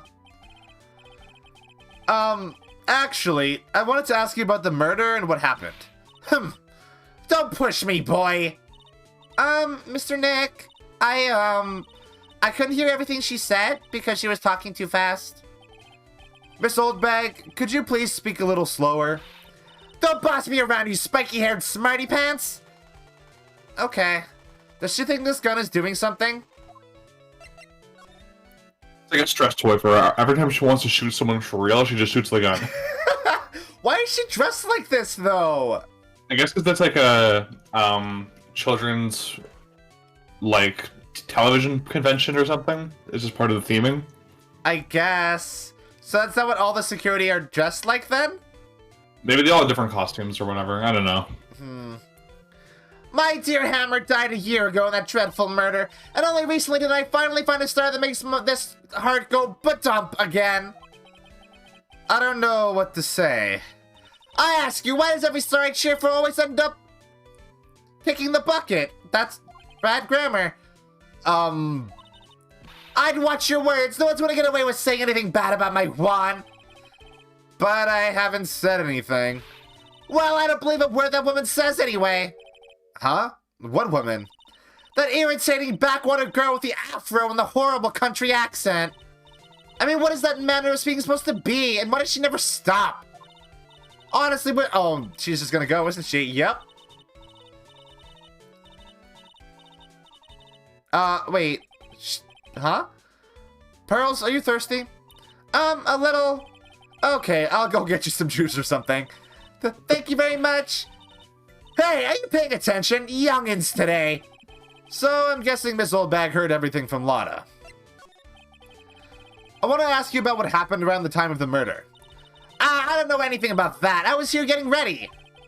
Getting ready? For what? The show, of course. Well, and the press conference afterwards. Cue mysterious music for the magical press conference. Anyway, I don't know anything about the murder. Ah, I see. But if you're talking about what I saw, that's different. I saw it very clearly. What? I saw the most important moment of the night. What? The most important moment? You don't mean... Oh, so now you treat me with respect, you disrespectful child. When you speak to your elders, you should always be polite. Really, kids today. Please tell me, what did you see? Uh-oh. She lie. Holy shit. Yep. Oh my god. The murder last night was gruesome, wasn't it? But then, what murder isn't? Please don't stray onto another tangent, please. If you want to hear more, then show your respect and bring this lady a present. Okay. So we have to go back to the hall, I guess? Oh, yeah. Oh, no, we started at the lobby, didn't we? Yep. So you're going in. Right, that's what a lobby is for. Looks like the investigation is still in full swing. The hotel staff and the police are running around like a bunch of headless chickens. I wonder if we can do any investigating of our own in this kind of atmosphere. Well, gotta roll up the sleeves and try, I guess. Can we go into the crime scene? Oh! Hey, you're here. Been waiting for you, Mr. Lawyer. Lotta! Hey, Mr. Copfella, the thief showed his face. What? What? Arrest him, put him on trial, find him guilty, give him the death penalty. What's wrong, Lotta? Are you feeling alright? Looked here and there, up and down the mountain, but it ain't here. So why don't you hurry up and give it back to me, a creep? What are you looking for? My camera. C-A-M-E-R-A. It's my lifeblood. I'm gonna die without my $700 camera. Your camera? Look, don't lots of people say that a criminal always goes back to the scene of the crime? And looky, here are. Yep, here I am, faced with a lot of trouble. Huh? Pearl doesn't understand puns. No, she doesn't. She doesn't understand anybody's name. Yeah. So you lost your camera? It ain't no ordinary camera. You buy it in the store and it's $1,600, brand new. Huh? But didn't you just say you bought it for $700? I had a nice long talk with the guy at the store. About 5 hours, I reckon. And he was like, okay, fine, fuck. I'll sell it to you for $700. Just leave. She broke him. I made this itty-bitty scratch on it, and the manager got all huffed up in the face. He gave me his talking to and was real mean about it, too. He done made me cry at that. When did you lose your camera? Last night, after the murder happened. Must have been when I was busy running around looking into things. That's when I lost sight of my dear, darling, expensive sweetie. Lotta, what did you capture with that expensive camera of yours? I don't rightly know. I snapped a shot of anything that caught my eye. So I don't remember. And besides, I couldn't get anything for my big scoop. I wonder if Lotta's missing camera is even connected to the murder. I mean, I imagine it must be. Well, when I first played this, I remember, I thought it was gonna be like an Arrested Development joke where every time she brings it up, she increases the price of it. My $50,000 camera! Lotta, please tell me what you know about what happened at the time of the murder. Well, from before the ceremony last night, I was hanging around here in this area. Yeah, actually, I was here until the time Mr. Amgard was arrested. What were you doing here? You sure you went to school, city boy? Wherever a lot of heart goes, there's a story to be found. A big scoop to be had. A big scoop? I told you before, I'm gonna be the best tabloid photographer the world's ever seen. Reckon, of course, that means I'm always looking for the perfect shot. Reckon course. I wonder what scoop she was after this time. Although, I was also on the lookout for the other stars that were here. So, maybe I wasn't here the entire time. Lotta, are you sure you weren't here the entire time? So you can take a picture of for your big scoop? Well, maybe I was. But that's what real journalists do. I got some juicy inside info, so I thought to myself, why not get a picture for proof? What kind of story was it that you would hang around here for? What? Huh? What? I can't read. Brain small. Oops, sorry, Mr. Lawyer. Can't be telling you that. Trade secret, you know. Not again. Why does everyone have something to hide? Why can't people just be honest with me sometimes? We've been stopped, haven't we? Yeah, take that, Mr. Lawyer. I'm glad someone around here is happy. Miss Lotta and your I rule smile. She does rule. I like Lotta a lot. A lotta. I like Lotta a lotta. Let's go to Amgard's hotel room first. He has a fucking trident in his room. No, it's not a trident. It's a Biden. That's a Biden. Joe Biden. Where are we? We're in Mr. Matt Amgard's dressing room. This is our client's room. So this is you. You'll love this character. Oh! Why does she look like fucking Samus? You mean, why does Samus look like her? Yeah, because this does look like other M Samus. Another M probably came out after this. I mean, the first version of Zero Suit Samus premiered in Zero Mission, which is 2004. This came out 2002 in Japan. Oh, wow. Why does Samus look like her? What the fuck? Okay, well, she's hot. Wow, okay, I'm kind of blushing. Weird. You know what? I think I am gonna do like a bimbo voice for her, because that just sounds fun. Okay. And then you talked about how like the juxtaposition there between her being super smart and sounding like a bimbo would be fun. Scat Moe. Yeah. You're Mr. Amgard's lawyer, correct? I gathered as much. I also looked for lawyers on my end, but to no avail. Oh, she's his manager, I guess. How did you know I'm his lawyer? You were just saying that he is your client. In a situation like this, the only person who would use such a word would be his lawyer. Wow! It's a simple deduction, really. The trial is tomorrow, and Mr. Amgard's situation is looking rather grim. So you came here, one stop in your mad dash, to find clues to build this case, correct? Well, you're not totally right, but you're not totally off either. It's really not the time to be showing off, Mr. Nick. I am Adrian Andrews. I hate to waste time, but let's get down to business. Alright. She may be of small stature, but appearances can be deceiving. Is she short? Yeah, she's pretty short. I don't have a profile on her, huh? I assume the first thing you need to know is what everyone was doing that night, correct? Okay, again, sometimes you have to just do one more text box after someone's introduced to get their profile. That makes sense. Yes, that is correct. Then I will tell you. Before the award ceremony, I had dinner with Mr. Amgard. In this very room, I might add. Dinner? What did you eat? I told you I hate to waste time with trifling details. If you took a look at the table yourself, you wouldn't need to ask me, was it fucking T-bone steaks? I see a bone on that fucking plate. I see a lot of... I bet she's a lot of fun at parties. When the award show was starting, I headed for Viola Hall. And after the show ended, you came back to this room? No, I had some small errands to run. I helped with the preparations in the lobby. Oh, preparations for the post-ceremony show, I guess. When it was time for the post-ceremony show, I came back to call for Mr. Amgard. After that, I went to visit Mr. Corrida. And that's when he found his body, isn't it? You really held strong through everything. Yeah, she does seem to be mentally tough as nails. I like her a lot. She's very cool. And fucking... Yeah. There's a giant bone sitting on the plate. Bone? I don't really like meat. There's something weird about this plate. I just wish I could put my finger on what it is. Oh my fucking god. Was it drugged? Was it drugged?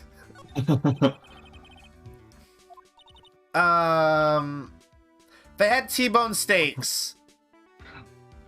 He even says, what is it with Global Studio and T-bone yeah, steaks? No shit. Okay. We should continue talking to her then. So, about you and... Stop right there. You aren't seriously about to ask how Mr. Amgard and I are related, are you? Sorry. I have no idea how he could choose you as his lawyer. What's that card that she has? It's a shell? A little seashell. Why did she have to go and say something like that? Mr. Nick, calm down and hang in there. I'll give you a shoulder rub to relieve your stress later, alright? I already gave you my name earlier, but I'll add that I'm Mr. Amgard's manager. His manager. Speaking of managers, did the victim, Mr. Corrida, have one? No, he did not. He didn't? Global Studios has a very different policy from Worldwide Studios, in that Worldwide Studios does not assign individual managers to their stars. I see. This industry is very ruthless and unforgiving. Actually, you look quite ruthless and unforgiving yourself to your poor partner. Dragging a little girl like her to places like this, honestly. You're wrong. I'm doing this to help Mystic Maya. Pearls, calm down and hang in there. I'll give you a juice later, all right? A juice. Okay, let's... I asked to become Mr. Amgard's manager. Not lawyer. She could be a lawyer, though, I bet. Yeah, she's the final boss prosecutor. He's a pleasure to manage with his nice disposition. Mr. Amgard does seem like a rather weak-willed man, always doing as he's told. Yeah, they would get along well, wouldn't they? He's always saying my manager, right, Mr. Nick? 23. Cool. Present. Did you know the victim, Mr. Corrida? Yes, I knew him. The world is such a small place, after all. Did you know about his rivalry with the Nickel Samurai? Honestly, they were like children when it came to that. Time and time again, those two competed with each other over the most trivial things. If either one of them wasn't so stubborn, then maybe no one would have needed to die. I've got a hunch that this woman knows more than she's letting on. She must know why Juan Corrida was killed. Motive for murder. Do you have any ideas? as to why Mr. Corrida was murdered.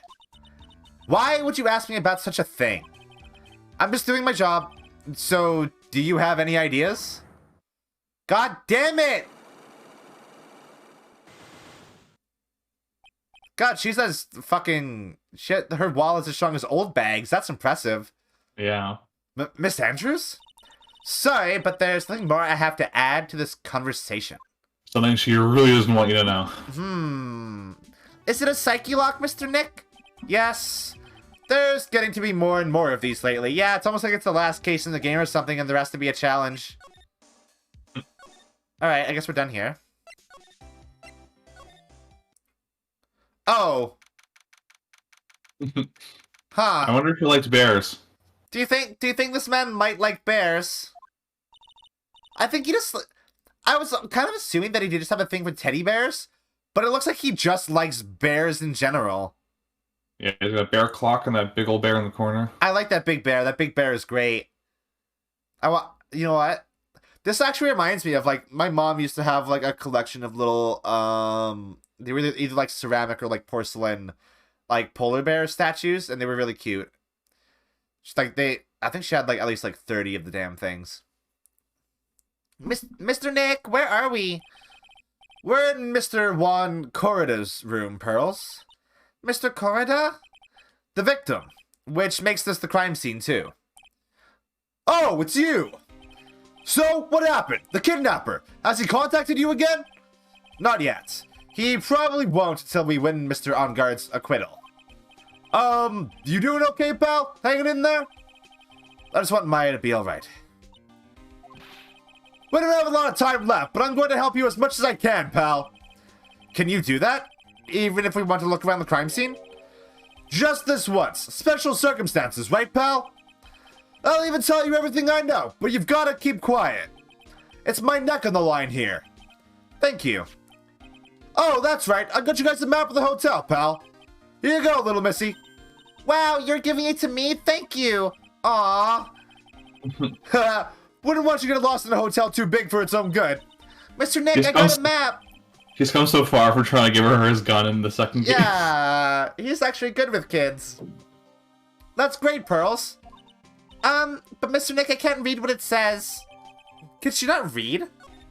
She can read, she just can't read well, remember? Because, she messed up the Ami erm. Oh, right, yeah. Yep. Hey, Raven, don't question why Pearl's here. I know it's a crime scene, don't worry about it. It's fine. It's okay. Hey, kid, you want to talk about murders?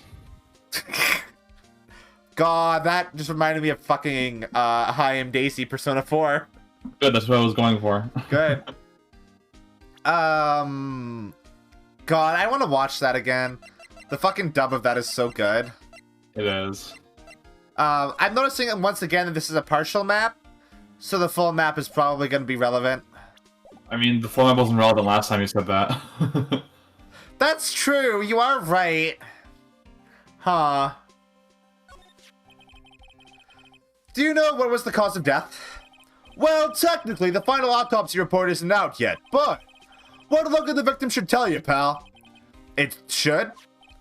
Yeah, here's a picture. Let's not show that to Pearls. Oh. Wait. Oh, there is a knife in his chest. I almost did not see that. I thought it was like a belt or something. Oh, yeah, like a strap. Yeah. There's a knife in his chest. Yeah, pal, that's the murder weapon. So he was stabbed to death. With one stab? And that looks like it's barely in his shoulder at all. I don't believe that, actually. I don't trust that for a second. They're looking at the fingerprints down at the lab right now. There were fingerprints on the knife? Yep. And it looks like they're pretty sure they're Mr. Amgard's prints, pal. That's bad. Real bad. Oh, wait. Hold on. I'm gonna put this on hold for a sec.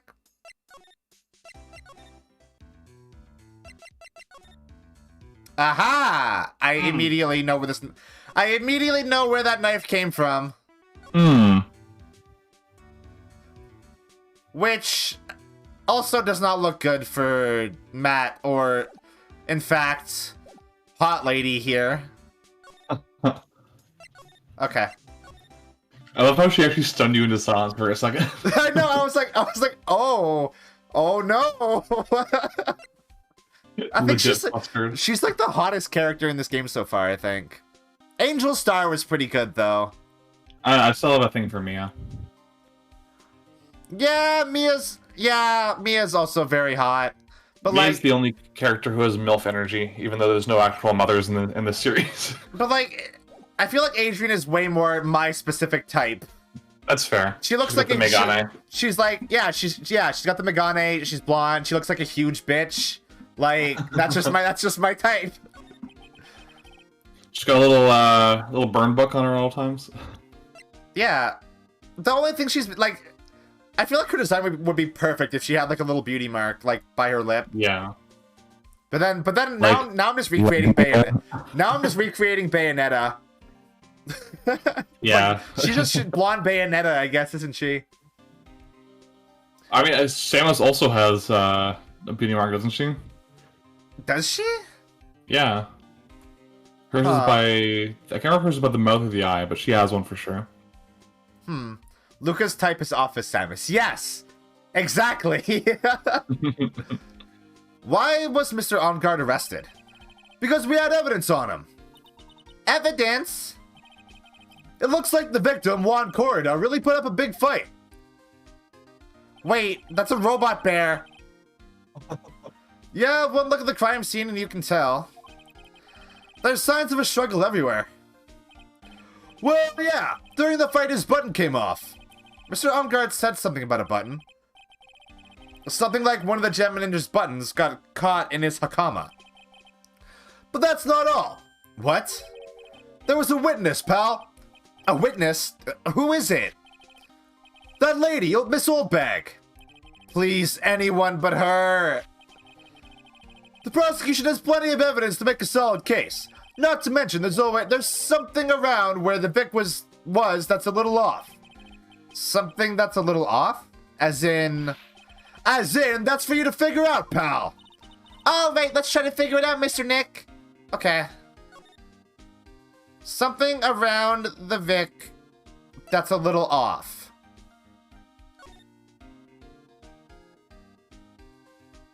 Well, interestingly, this knife is still here, huh? Sure is. I want to look at the robot bear. I can't look at the robot bear? Fuck this game. Uninteresting. Unspectacular. Bottles of cosmetics are scattered all over the floor. This is probably where Mr. Corrida fought his assailant. What are these bits of glass from? A flower vase, maybe?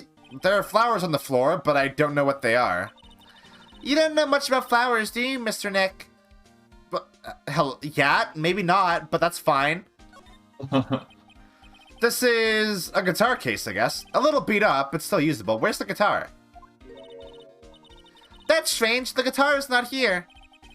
Maybe he forgot to bring it to the show. But Mystic Maya, she said the bright red guitar was the Gemma Ninja's signature item. That's true. Huh? This guitar case is wet. But it's only wet on top of the lid. Oh my god, did he piss himself? Yeah, there's no water inside the case. This is water, isn't it? Could be. We hope it is. It's a beautiful wine glass and there's tomato juice in it. Ew, tomato juice. I don't really like it much. Yeah, tomato juice is gross. It's gross by its own, but you can mix it with stuff to make it taste good. I mean, yeah, I do like a nice Caesar here and there. But like, I don't know, I just don't like the flavor of tomato in general. Unless it's like ketchup. Because that doesn't taste like tomato at all. It tastes like sugar. Like, ketchup is just sugar juice. Yeah, exactly. It just tastes I'm not saying it in a derogatory way. I freaking love ketchup, but that's the fact. The tomato is more for the flavor and texture. Or like, the color and texture, rather. Texture of tomato is bad. Tomato bad. There's a bottle of it on the table over there. That's probably where this came from. But doesn't it seem weird? What seems weird? I mean, everything else is scattered all over the floor. Oh, yeah. Wait, well... She's right. The flower vase was broken, and the makeup is strewn everywhere. Oh, yeah. And I imagine the makeup would be on the battle station, right? Yeah. On the battle station. That's what you call it! Why is this glass the only thing that's still alright? I'm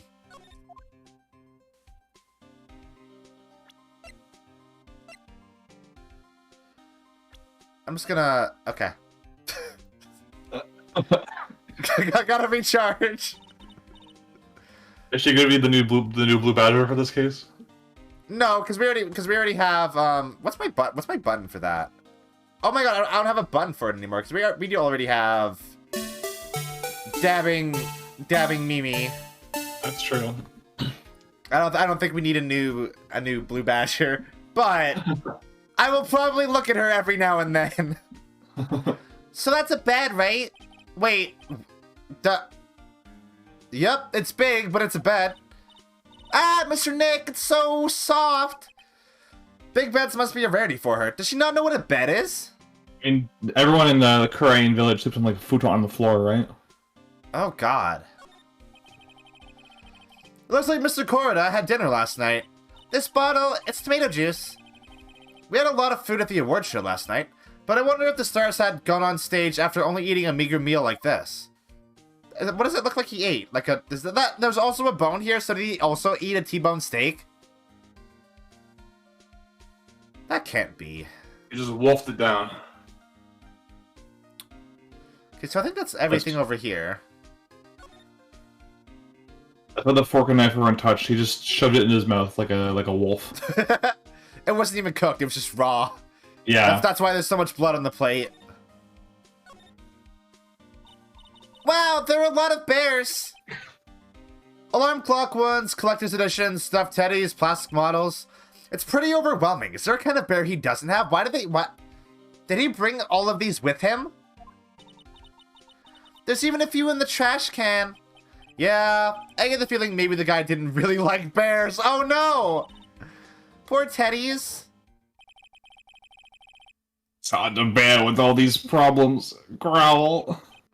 Why did this happen? I don't think I want a bear with the trauma the last case caused me. Even Nick knows. Even Nick's like, God, fuck that whole thing. What's wrong, Mr. Nick? Even Nick is like, God, that case was so bad it traumatized me. Yeah.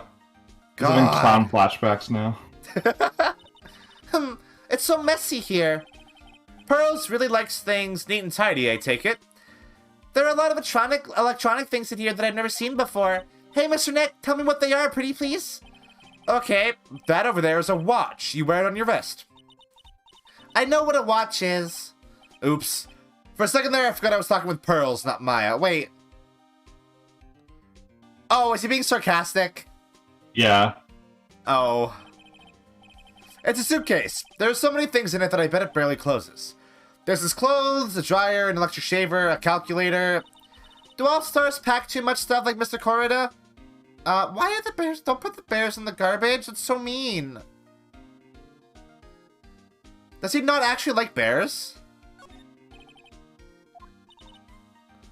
Yeah, I guess he just likes vegetable juice. Okay.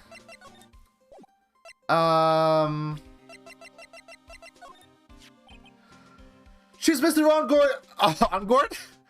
She's Mr. Angard's manager, right?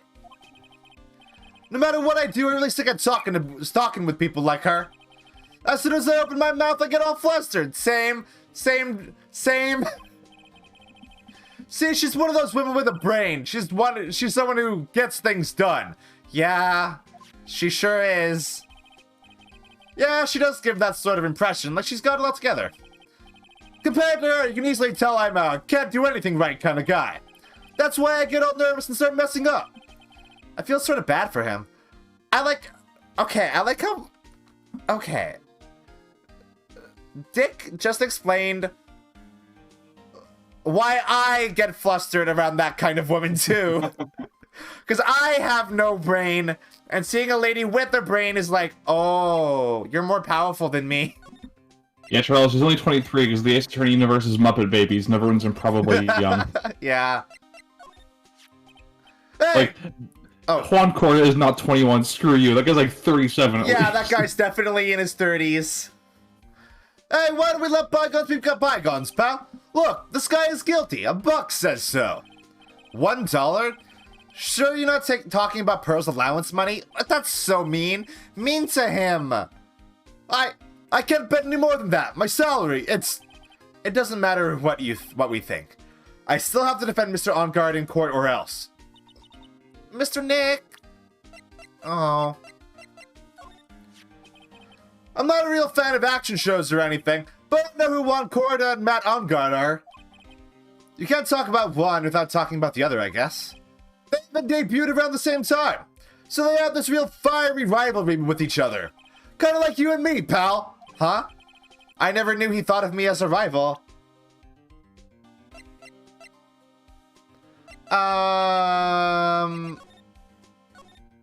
Okay. What do we don't really have, Right, there's something in my room. in Corda's room? Yeah, check the table. Which table? The one with the little piece of paper on it. Piece of paper on it.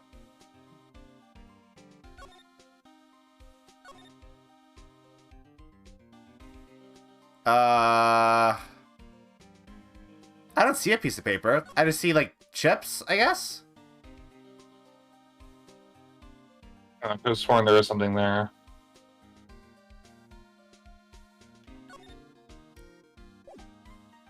Why is it Gumshoe is the only one taking a salary hit? Because he's, I don't know. That's a good question, actually. Maybe... Why are there not other detectives? Oh, I guess because he's the one leading the investigations of, like, the cases that Franziska and Edgeworth are involved with, right? Yeah. Okay, maybe go back to Corda's room and show Gumshoe all of this stuff. Oh, like yeah. Because he didn't want me to figure out, like, what was weird, right? Yeah. So about this wine glass. Ah, so you noticed it, pal. The whole crime scene was a mess, but this glass was the only thing that was untouched. You noticed that too, Detective Gumshoe? No, actually, Miss Von Karma noticed it first. Yeah, Pearl's noticed it before me too. Hey, wait a minute. So, does that mean Miss Von Karma's here at the hotel? Yeah, she's around. Man, you're gonna be in so much trouble, pal. Especially if she catches you in here. Oh, my ear's ringing for some reason. Got that tinnitus. Well, you can bet the instant I see her, I'll be running the 1,000-meter dash. Oh? Oh? What's that beeping noise, Mr. Nick? I've heard this sound somewhere before. It's Miss Von Karma. Huh? For some reason, whenever I hear that sound, she pops up out of nowhere and whips me. Come to think of it, that's exactly what happened the last time. So, sorry, I've got to make myself scarce. Later, pal. Ow! Oh, God. Hello, Franziska. At last, you reveal your true niche, Mr. Phoenix Wright. Ugh. Would it be too much to ask for you to be nice to me for a change? So you're the type to steal information from pitifully hopeless detectives. That's very dishonorable of you. Ow! Here, don't you dare run away, scruffy McTrenchcoat. That's good, I like that. Ah! I didn't think the detectives of this country could be this pitiful. Ah! Detective, come over here for a second. Oh no! Poor Gumshoe.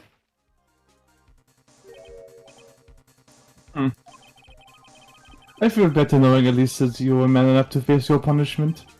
He was so scared he just froze up on the spot. Oh no. Mr. Phoenix Wright, you have soiled my perfect prosecution record. Twice, actually. Did you recognize that I did The that first twice? one didn't count, remember? First one didn't count. Oh, first one didn't count, right? True. I'll never forget that. This time, victory is mine. Victory is yours? Is that all this means to you? But... Come, Scruffy. The investigation briefing is about to begin. Yes, sir! This isn't over yet. I swear on my family's honor. I think I saw a break in that armor for a second there. Ow! What did she throw at me now? What is this? Well, I guess this means I've got to get back to the precinct now, pal. If you'd ever need me, come down to the Criminal Affairs Department, alright? And if you can, try not to let Miss Von Karma see you. What did she...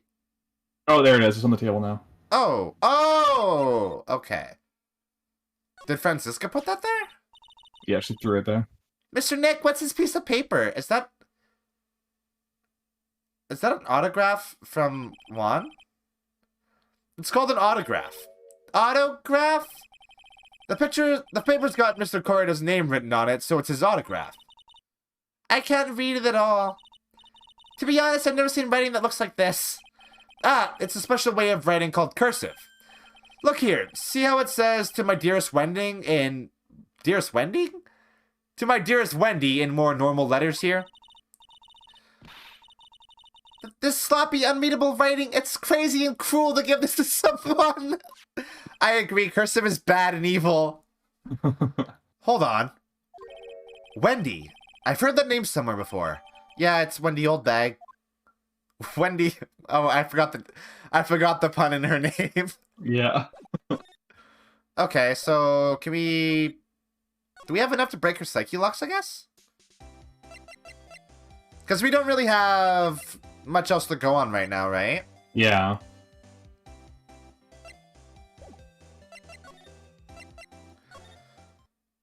Oh.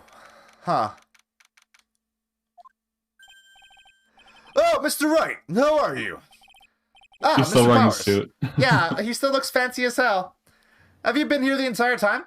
Yeah, people connected to the murder aren't allowed to go home, let alone leave. Did he only bring the one outfit? Can you tell me a little more about the Nickel Samurai TV show? Why is that relevant at all? It's world building, I guess. Yeah. Okay. Does it have the same theme song? Of course it does. Just like a Power Rangers always is the same theme. I get that doesn't though, does it? I thought it did. I like everything I've heard just uses the same Go Power Rangers one. But like, Mighty Morphin Power Rangers has its own unique theme song, doesn't it? Does it? I thought they all used the da na na na na. Oh, is it different every time? Well, No, yeah, I I think it's different every time. Exposed my lack of knowledge on Fake children's fan. tokusatsu has been exposed. Fake fan. The Nickel Samurai is an action hero program aimed towards kids. It's the sequel to the Steel Samurai. I see. Why is the sequel like a lesser metal? This time there are 3 samurai brothers: Aluminum Samurai, Tin Samurai, and of course the Nickel Samurai. It's a love Y in Neo Old Tokyo. What? But they're brothers. I guess they're both competing for the same girl. Oh, maybe. Oh yeah, I think Warfy might be right. I think they use I think it's leitmotifing, but they're not the exact same theme song. Right, yeah. I see. Wait. A love what? A love why? This girl, Sayo, works at a tea shop and all 3 guys fall for her at the same time. Oh, I guess the Y shape is like the 3 brothers colliding over this one girl? Anyway, Sayo was actually the daughter of the evil Strawberry Clan's leader. Hell yeah! I want to watch this, actually. Sounds like an unusual situation, like Romeo and Juliet ×3. Yeah. The strange thing is, this sort of forbidden love story is really big with the office ladies. Yes, Pearl? What happens next? I want to know. Does Miss Sayo fall in love? She does, doesn't she? Every Sunday at 8 a.m. I'm going to stop watching Kids Masterpiece Theater starting this week. I can't believe she's really considering it. She just likes romance, huh? So, what's the Gem and Ninja TV show like? It started from a remake of an old movie, to tell you the truth. The Jammin' Ninja, like the samurai shows, is geared towards kids. I think the Jammin' Ninja is way fucking cooler, though. Ugh. So sad. It's the story of a ninja who can't scale a wall, but became a big pop star anyway. What? He was a really lousy ninja, absolutely couldn't do any ninja things right at all. But boy, could he sing! With his trusty bright red guitar in hand, he took the ancient world by storm. A ninja with a bright red guitar? And then, the final fight in front of his beloved Princess Misola. Jammin' versus the Muromachi 5. Suddenly, our brave hero catches a not-so-jammin' cold the night before Battle 3. That's too bad for him. Yeah. But this kind of pop music-based love story is something high school girls really like. Yes, Pearl? What happens next? I want to know. The Jammin' Ninja, will he be able to sing? What about Princess Misola? Every Sunday at 8 a.m. Which show should I watch? I can't believe she's really considering it. I would actually watch the Jammin' Ninja. It sounds rad. It does. Sounds cool as hell. I should go to the lobby now, I think. I should talk to Wendy. Well, hold on. I'm gonna ask, now that Will is here, I'm gonna ask him some things. Hey, that's Miss Andrews. She's Matt's manager. Actually, I was interested in her for a little bit. Just a little. Oh, okay.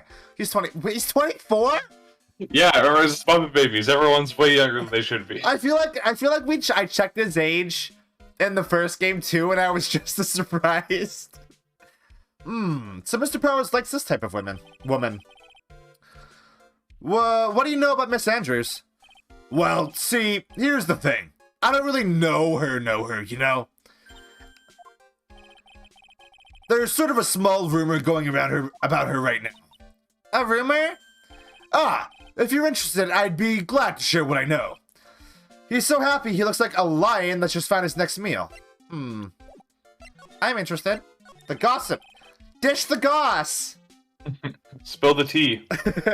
Would you mind telling us about this gossip? So you are interested in it. I figured you would be. Yeah? I have such a weakness for celebrity gossip, too. Oh, really? You too, huh? Yeah, so take a look at this. Looks like a tabloid Miss Oldbag would read. Alright, let's see here. Jammin' Midnight Rendezvous. To the mysterious yet beautiful manager to the stars, Miss A.A. You see now, don't you? What?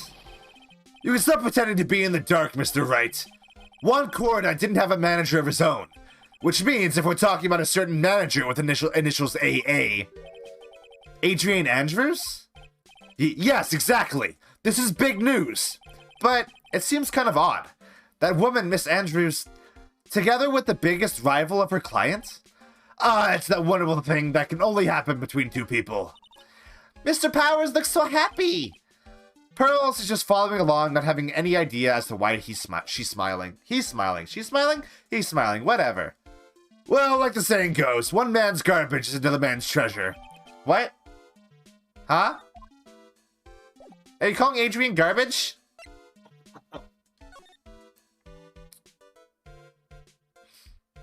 No, he's giving you the piece of tabloid. Oh, I see. Should I ask him about... I should ask him about everybody else, too, just in case. Okay. He debuted around the same time as Matt and everything, you know. Really? It started out small. First it was singing contests, then swimming competitions. Then it was bowling tournaments, and then it was who could throw the best New Year's parties. Juan was always trying to one-up Matt. But lately, those two were escalating to more and more dangerous things. I thought that no good would come of it all, so I began to worry. Too bad Juan's story ended so soon. Matt's younger than me, but you can practically see his star potential. His star potential? I got his autograph the other day. Feels kind of wrong now, doesn't it? I don't care what people say. Matt didn't kill Juan. I know he didn't. Alright.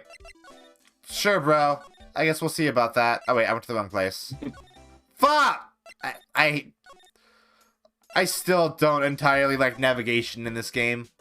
Yeah, don't worry. It'll get better. I also refuse to believe that I'm older than Powers. What the fuck? It's like, I think every character in this game has a serious case of Jotaro, right?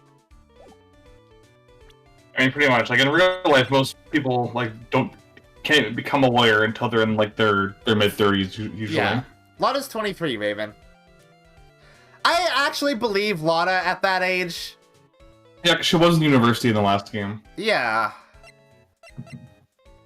Oh, I like how her name is, her age is a mystery. And her official name is Security Lady. It's like, I'm pretty sure her name is Wendy Oldbag. Like, I'm pretty sure. I can't remember very good. Okay, let's try this.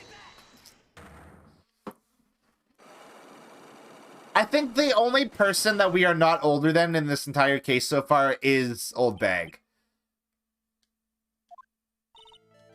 Alright, I'll be honest with you for now. Then please, tell us what you saw. But, aw, what a waste! And here I have a perfectly good chance to have a little fun at a youngin's expense. I am a little devil after all. Doesn't that imply you aren't a good person? Alright, I'll give you what you want. Oh my god, is this just gonna make all of the locks explode at the same time? That'll be amazing. That's Juan's autograph! Yes, it is. And it even says to my dearest Wendy on it. That's me, right? Right? My name is Wendy Oldbag, so that Wendy has to be me, right? Well, it may say Wendy, but somehow I don't think Juan had this Wendy in mind when he signed it. Oh, please give it to me and let me have it, please. I can't let you have it just like that. Yes, I know. Then how about an exchange? Oh my god, it actually did! Wow, she must really want this autograph. My offer isn't good enough for you? Fine, Mr. Ray, you win. Wendy Oldbag, ready to open up her heart, all for my dearest Juan. I love that. That's so good, actually. It's such a good subversion. Such a good subversion. Very, very good. This is a good video game. This is a good case so far, actually. I don't hate it. Yeah, I like this case a lot. I feel bad for you now. Huh? I tell you, I saw him that night. I saw him coming out of Juan's room. You're kidding. Oh no! It was about 10 minutes before Juan's body was discovered. It was just a coincidence. I was on my way to the toilet, minding my own business. And did you tell that to the police? I would also do that for a LeVar Burton autograph. I agree with that wholeheartedly, Charles. LeVar Burton kicks ass. Well, of course. I thought I could get a gift certificate or 2 out of it, maybe more. Gift certificate? I really hope LeVar Burton would be such a good host for Jeopardy. I hope that happens. I've been recruiting again for that part at the trial. You know, the trial tomorrow. Oh no.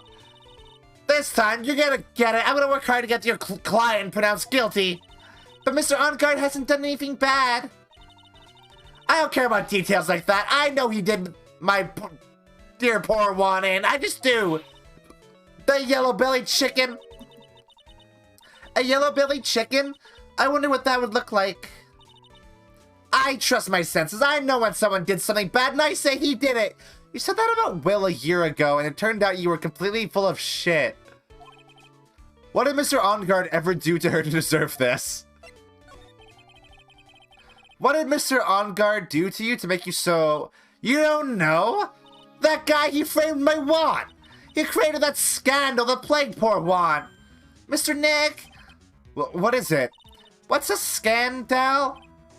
Oh, I'll tell you about that after we get home, okay? I'll tell you when you're older, I guess? Yeah. Poor Juan, led astray by the wiles of that vile temptress. Oh, she's talking about the thing with Adrian. Mr. Nick, what do vials and wild temptress mean? How about we just listen to what Miss Oldbag has to say for now, okay, Pearls? So, Miss Oldbag, who is this woman you were talking about? Adrian Andrews, of course. Who else? That guy, he shoved the girl onto Juan on purpose. His own manager? But why? I thought lawyers were smart. It was to create a scandal to make Juan lose face. That girl drove one into a scandal that dragged his reputation through the mud. Sounds like a pretty standard definition of a scandal to me. Why do you know about that anyway, Miss Oldbag? I'm one of Juan's biggest fans. I'm always out there gathering information. There's nothing I don't know. And do you have proof that Mr. Amgard did what you say he did? Next week's issue of a certain magazine says so. Ugh, of course, a tabloid. Next week? Doesn't that mean it's something people don't know about yet? Why would Miss Oldbag have information like that? And where does she get it? Okay. Can I present her this? Probably. No. Run. Wait. No. I don't want to know your measurements. But hey, there was someone who was looking for some kind of scandal, right? There was. Oh my god. I swear to God, if this also blows up all of Lana's locks, I will also like... Oh, she only has 2 though, doesn't she?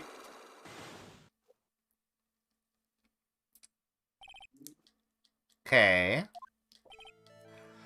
Lana, will you please answer my questions? On the night of the murder, why were you loitering around the victim's room? I told you, didn't I? For my scoop. What I want to know about are the details of this scoop. That's not something I can tell you. I mean, there's my bread and butter. All right then, an unpleasant tabloid photographer looking for a scoop. I'm going to say That's that you were rude. looking into a scandal. Yeah, she's not unpleasant. She's nice. Ugh. Could it be that you, Lana Hart, were looking for a break with a huge story? Perhaps an unfolding scandal between Juan Corrida and this person. Adrian Andrews? Yep. This woman. She's Adrian Andrews, Matt Amgard's manager. Mm. The Nickel Samurai's manager caught secretly meeting with his rival, the Jammin Ninja. It would be the hottest story of the season, wouldn't it? You're pretty good at this guessing thing, Mr. Lawyer. But you can't just make up any old thing and think it'll make the papers. You gotta have backup. Backup? Yeah. You gotta have that what's it? News sauce? You mean news source? That's it. So show me something that shows that Juan got something with Miss Andrews. Thanks, Will.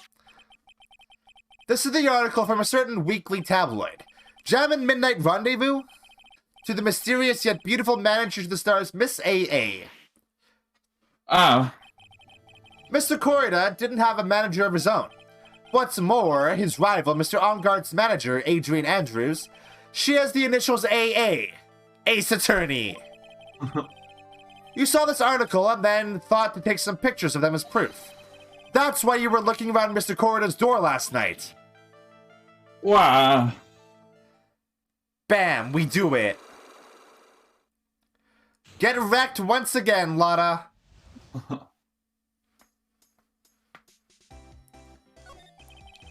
You were looking into Mr. Corrida and Miss Andrews' affair, weren't you? You got it. I was catching myself a scoop by catching him in a secret meeting. But there's already an article about it in one of the weekly tabloid magazines. It's no longer breaking news. What'd you just say? Your initials are AA. What kind of vague thing is that? That ain't no proof of nothing. People are gonna want to see real proof. Well, at least I do. So that's what I was doing. Getting photos. Oh! I'm gonna whip up the reader's interest with some gossip and a little misleading.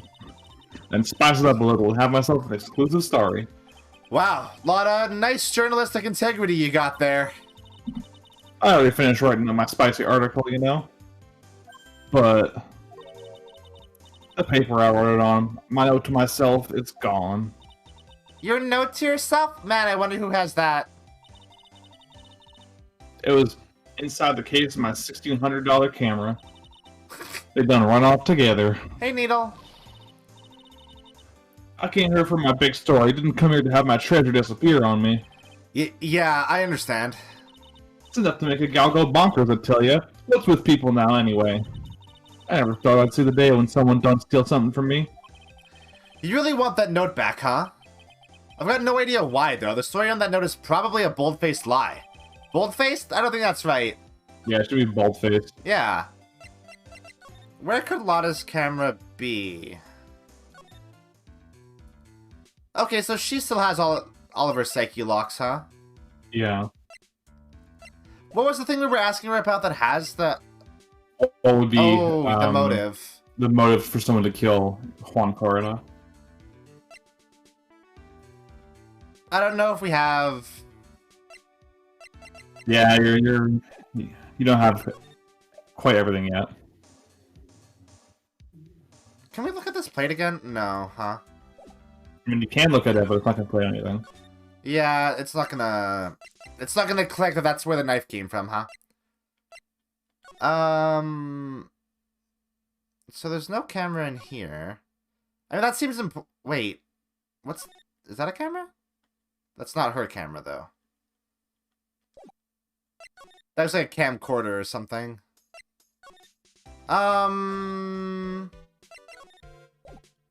Okay, I don't know. Maybe we should present some profiles to Lotta. Oh wait, hold on. There's a new place you can go to. Yeah, there's a new place that I can go to, you're right. Detective Gumshoe said they had an investigation briefing. Yeah. Oh, he's back! Hey, so you came, pal. Why the blunt greeting? Because there's nothing to be friendly or happy about. What do you mean by that? Well, things look perfect this time around. The evidence and testimony are airtight. But, we can't just roll over and die. We have to stay positive. Hey, look, it's our friend. Aw, it's kind of cute. Taiho-kun. Mr. Nick, what is this stuffed animal's name? That's the Blue Badger. It was my idea. I made it. It's this precinct's mascot, you know. I'm taking all the credit for this. Oh, wow. I'll get him assigned mascot at every police station if it's the last thing I do. I know you will, sir. I hope you succeed in your mission, sir. So do I. I like the Blue Badger. Me too. So, what do you mean the evidence is airtight? I can't give you all the details, pal, but there's two big pieces. Two? And both of them are in this photo. The knife and the wine glass? Oh, no, the button. The first is the button that's missing from the victim's chest. That's the button that you found during your body search of Mr. Amgard. Yep, I found it in the folds of the Nickel Samurai special pants.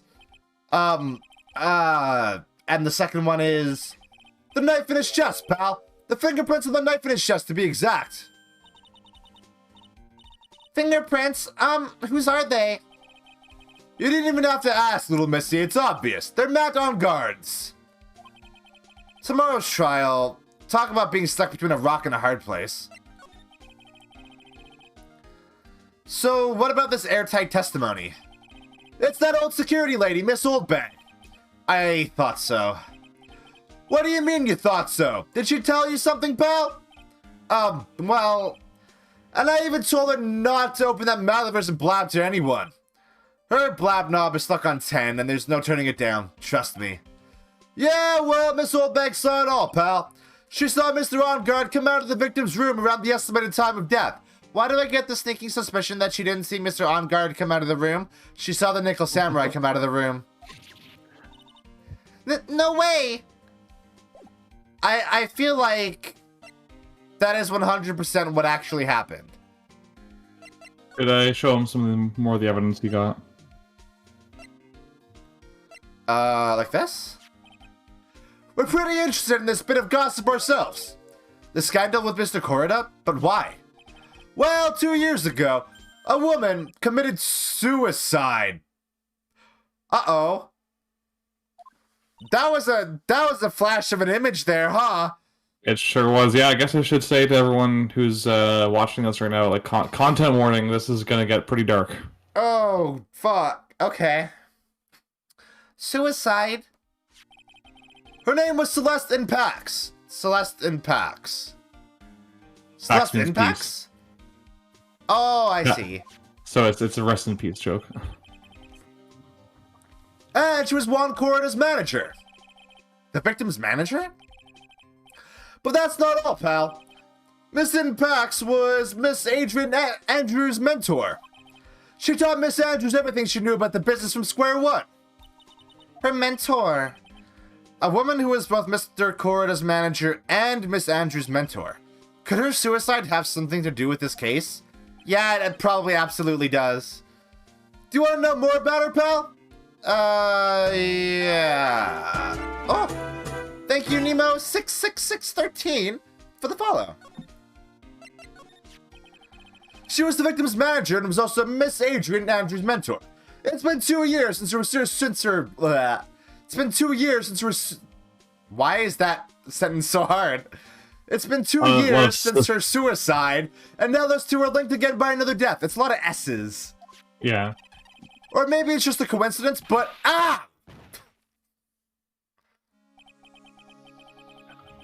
I'm getting sick of dealing with one foolish idiot after another. Does she have a tracking device on Gumshoe?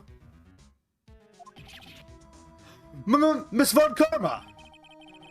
You can't seem to stop allying yourself with the enemy, can you?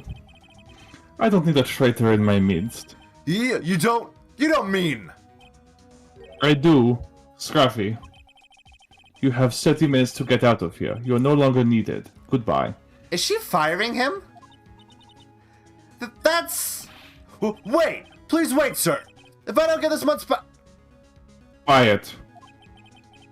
If it weren't for traitors like you, I would have won. Isn't that what you want to say? Who?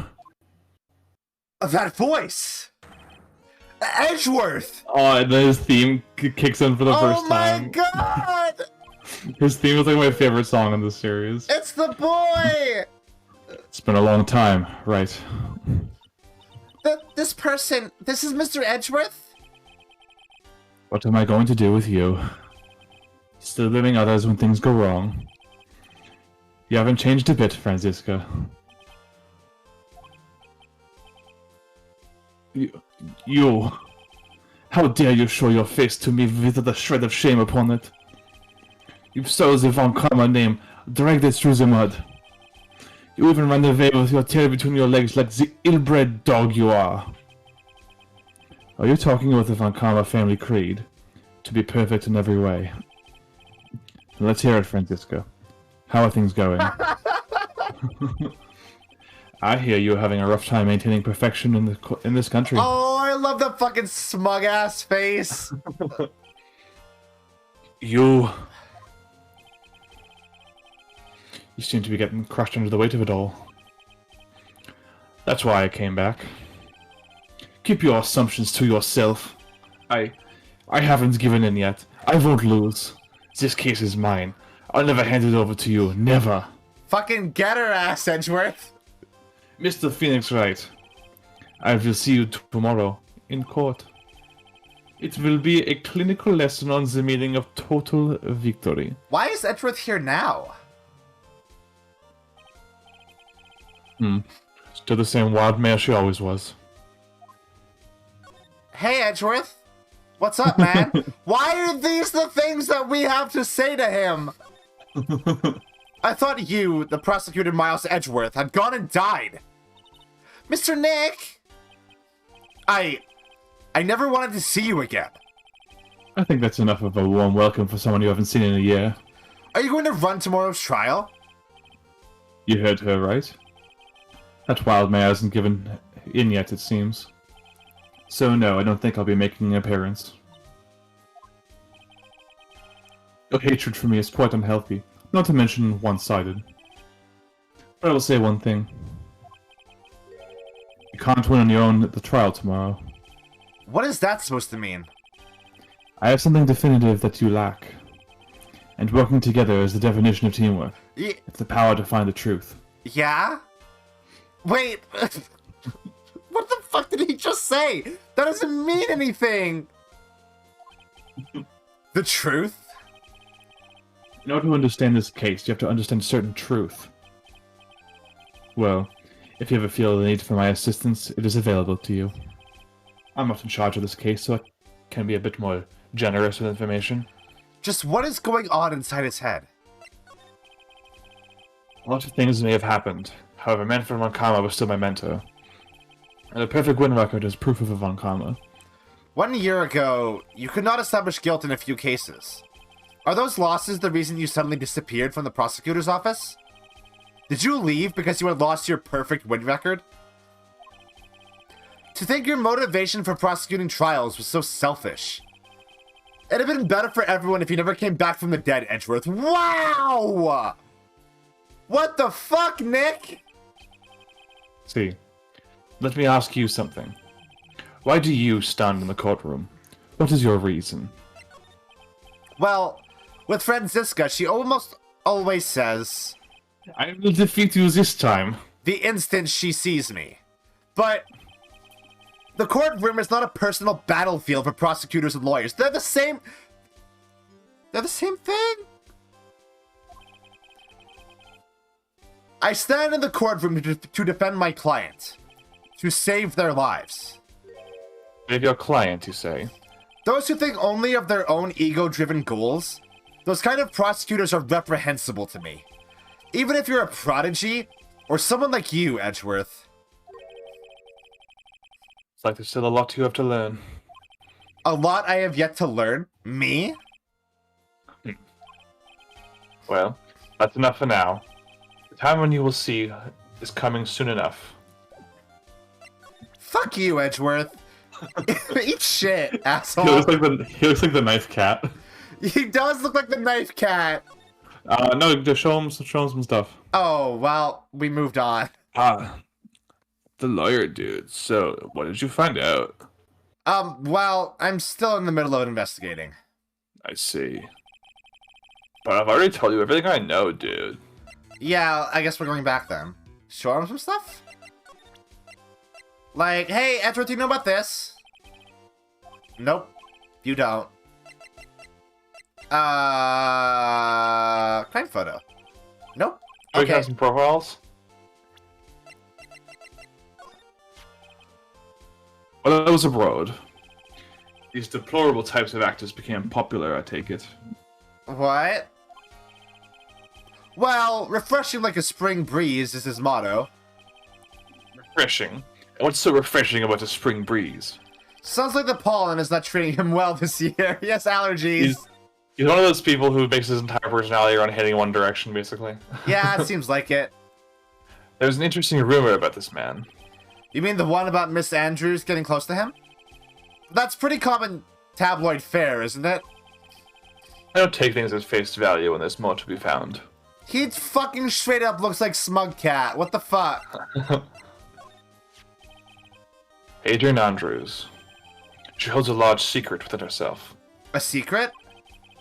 You can't help but feel that this whole case revolves around her. Yeah, I got that vibe, actually. Yeah, okay. This woman is now the key to solving this case. Do you really think so? She was Adrian Andrews' mentor a long time ago, but she was suddenly called away by a different show and became Juan Correz's manager. And then, a few months later, Celestine Pax died. But her death was ruled a suicide, right? Yes. But there's still one riddle we've yet to solve. A riddle? Her suicide note. It went missing. No one could find it. A suicide note that just vanished, huh? Huh. Miss Impax's death was most certainly a suicide. Of that there's no mistake. However, we could not find a suicide note. That's when the police began to suspect someone had hidden it. Oh, wait, was Edgeworth actually involved with this case? Probably, yeah.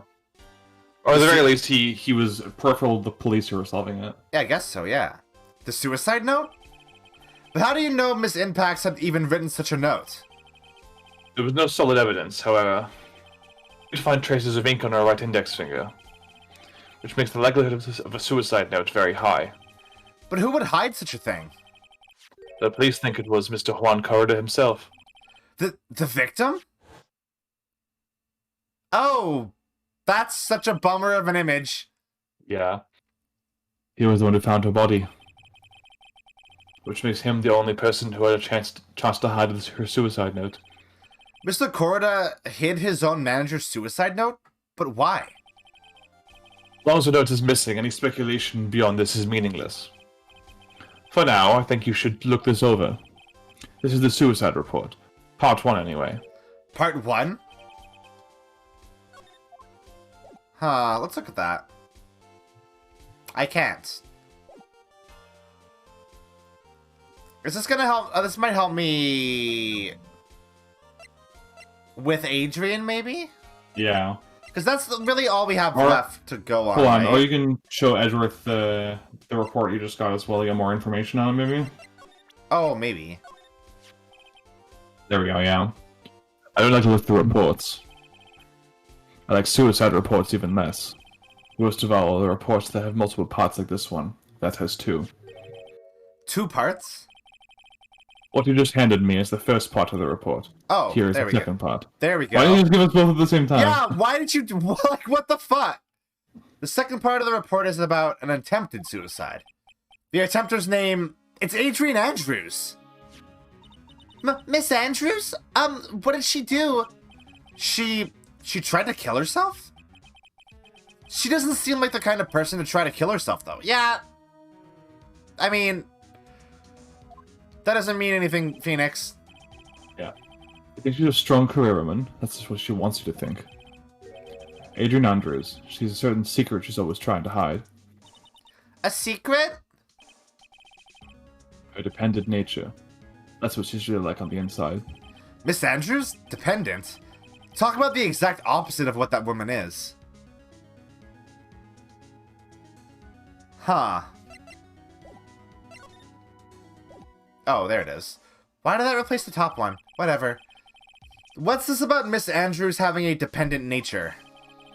Adrian Andrews attempted suicide. It was a few days after the death of Celestine Pax. And Why did Adrian Andrews think about committing suicide? Because she had apparently lost her will to live. wait, are they gay? It's very heavily implied. Lost her will? But why would she... The pillar of strength, meant to Celestine Pax, was gone forever. That's why. What? Why would that... Is this what they call following someone to the grave? After her attempted suicide, Adrian Andrews started attending counseling sessions. She is someone who needs a person in whom she can trust absolutely. And when she finds that person, she'll do anything she can to keep them near. Without such an anchor in her life, her crippling anxiety stifles her ability to live. Hey, this is a fucking dark case, huh? It really is, yeah. And that's the nature of her dependency on others? But Celestine Pax suddenly committed suicide. The world before her turned pitch dark. That's according to Adrian Andrews herself. Then that means her super confident attitude...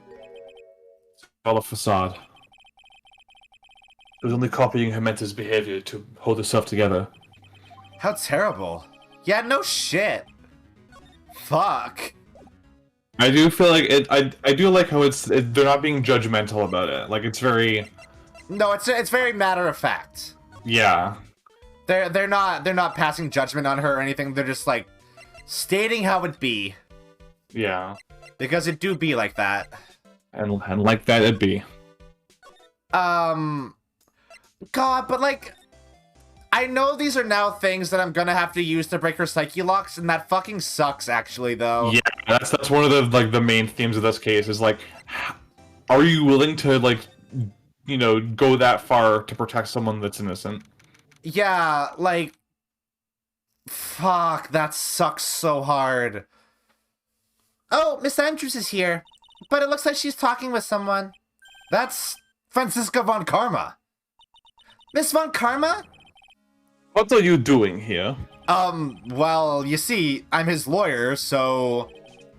You got some nerve following me around. Following you? That's you, Miss von Karma. You're the one doing the following. Oh. Hey, thanks for the bits. Grabs her hand and kisses it. Why, Um, how are you, MS? Pearls. I unfortunately can't stay because You're always I'm gonna be following after spoiled that for this, Mr. so have a Detective good with the scream. little beard. This is her hand again. Waving hand. Waving Me? hand. Waving Following hand. after Scruffy? Don't make me laugh. Let me show you something interesting, little girl. She actually has a fucking tracking device on him. But what is that? An electromagnetic receiver. I planted a tracking device on that detective. And now with this, I know that it fools every move. So that noise we heard was the receiver. I feel really sorry for poor Detective Gumshoe now. Now then. She did actually bug him, yeah. Yeah. Let's stop wasting time. Adrian Andrews. Yes? Think hard about what we just discussed. Understood? Alright. What were those two talking about? Miss Andrews, she seems a little dazed, doesn't she? Yeah, she just probably got whipped to shit.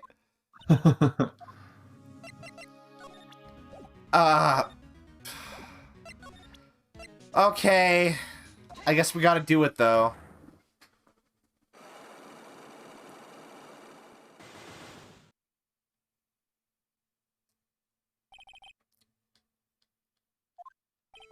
Is the implication here that she might have killed Juan because she thinks Juan killed Celeste? Why was Juan Corrida murdered? If you ask me, I think you know the reason he was killed. Why are you hiding things? Don't you realize you're putting Mr. Amgard's life in danger by your actions? Why do you ask questions for which I have no answers? The truth is, I was not that close to Mr. Corrida. You were not that close? That's right, I've never been good at being intimate with another person. You were not good at being intimate with another person? Somehow, I highly doubt that. Are we gonna go with the tabloid thing? I guess so. That makes sense. Yeah. You and Mr. Corrida had an intimate relationship, did you not? A silly third-rate tabloid article. If you even had half your wits about you, you wouldn't believe such rubbish. Well, it seems quite a few people have already bought into this story. As to be expected in a world filled with crooks and liars. Note to self, stay on her good side. In any case, I despise interpersonal relationships like that. I see. However, what if there was a need for you to get close to someone? Me? Need to get close to Mr. Corrida? And as if there was ever such a need.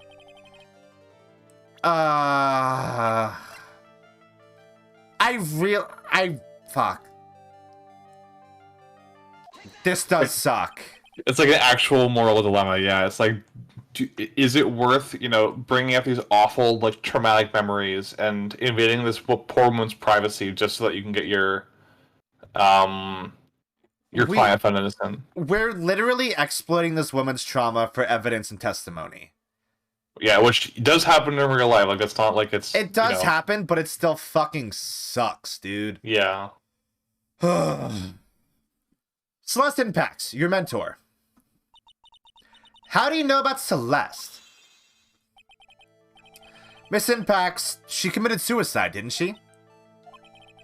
But it looks like no one knows why. Right before her death, she was Juan Corrida's manager. So, I believe you got close to Mr. Corrida so you could find out more about her suicide. Yeah, you have a great imagination. You may have a future yet as a slimy muckraker for a putrid third-rate tabloid. Miss Andrews? There was no mystery surrounding her death. None. It would be pointless for me to force myself into a relationship for nothing. Is that really true? Was there really no mystery at all? I don't believe you were completely at ease with the way her suicide was resolved.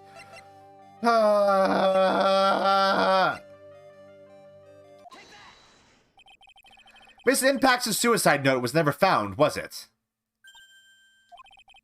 It looks like the police were under suspicion that someone had hidden it. Like maybe the person who discovered her body, Mr. Corrida. Juan? And Miss Andrews, I believe you thought the same thing. That is why you became intimate with Mr. Corrida. I've sat by quietly and listened to your insulting ramblings long enough. It's true that Celeste was my mentor. However, allow me to say this again. It had nothing to do with me. I didn't even know that her suicide note was never found. I'm a person who doesn't care about what goes on in the lives of others. That's the impression you like to give, however. I don't think that's who you really are. What? I have evidence that says otherwise. This is proof that Celeste Impacts was someone very special to you. Fuck! God, this sucks. Miss Andrews, you nearly went through with it too, didn't you? Went through with what? Ending your life. Miss Andrews, you look and act like a very strong woman who has it all together. You don't ask for anyone's help, relying only on yourself. Yes, I've been very independent ever since I can remember. However, that is all just a lie, a facade. You've always searched out people on whom you can depend on. That's... You were dependent on Miss Impacts, weren't you? Which is why, when she passed away, you lost everything you had. So stop! When Celeste passed away so suddenly like that, I died a death of my own. But no matter how hard I tried, I couldn't stop thinking about what had become of her note. You must have heard about the police report. The one that said the police suspected Mr. Corrida of hiding Miss Impacts' note. You heard about it and thought to recover it from him by getting close, am I right? If that's the case, then everything changes. What do you mean? What topic did we start this conversation on again? It was, why was the victim killed? Exactly. Somehow, Miss Andrews, it seems that you have become the one with a reason to want Mr. Corrida dead. Me? Miss Impacts was everything to you. And then she died. And you would do anything to find out why she killed herself. Even commit murder. Murder?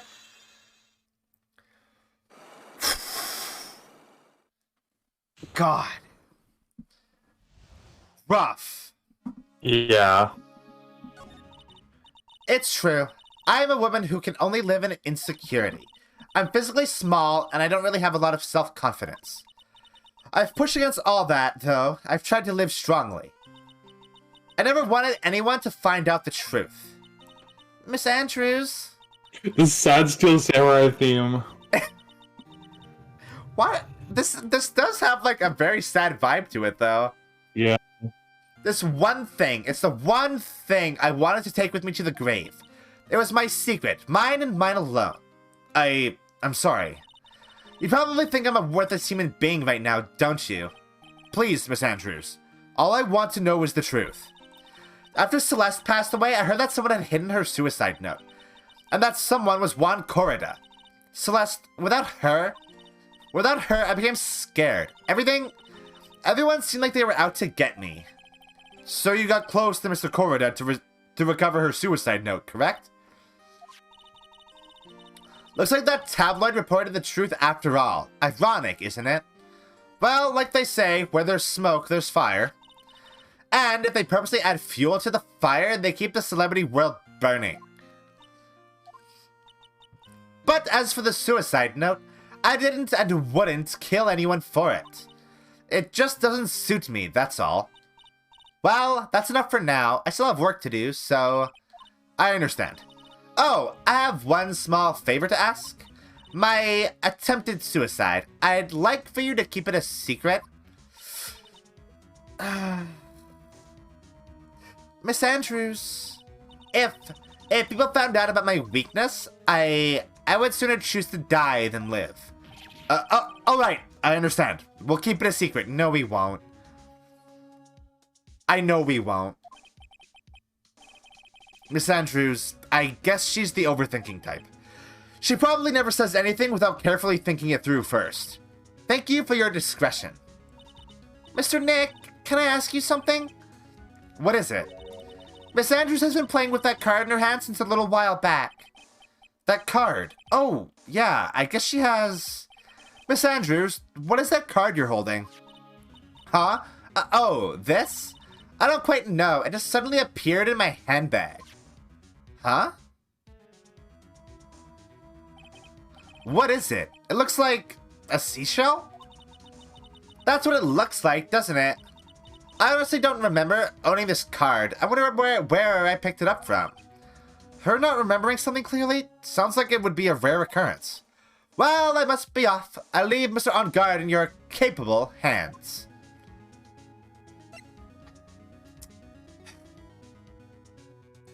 I know we're not going to be able to keep that a secret. Because, like, it almost seems like this case is about the ethics of Phoenix. Or, like, maybe, like, the ethics of this situation in general. Because, like, Maya's life is on the line as far as we know. Yeah. And we have to get an acquittal. By any means necessary, or else she dies. Yeah. That sucks. This sucks. It sucks isn't like, it's hard, or sucks isn't you're not enjoying it? Sucks. No, I'm enjoying it. It's just a really shitty situation. Yeah. It's not even just one shitty situation. It's like a handful of shitty situations. A big old pile of them. Ugh. Well, I think we've gathered about all we can. Well, what about Mystic Maya? Is she alright? Oh, Pearls. She looks so worn out by all this. She hasn't slept at all and has been walking all over the place with me today. What's wrong, Mr. Nick? Let's go back to the office for a little while. You're really tired, right? Oh, no. I'm okay, really. I'm fine. I really am. You don't look fine to me. Yeah, let's go back to the office and, like, hang out.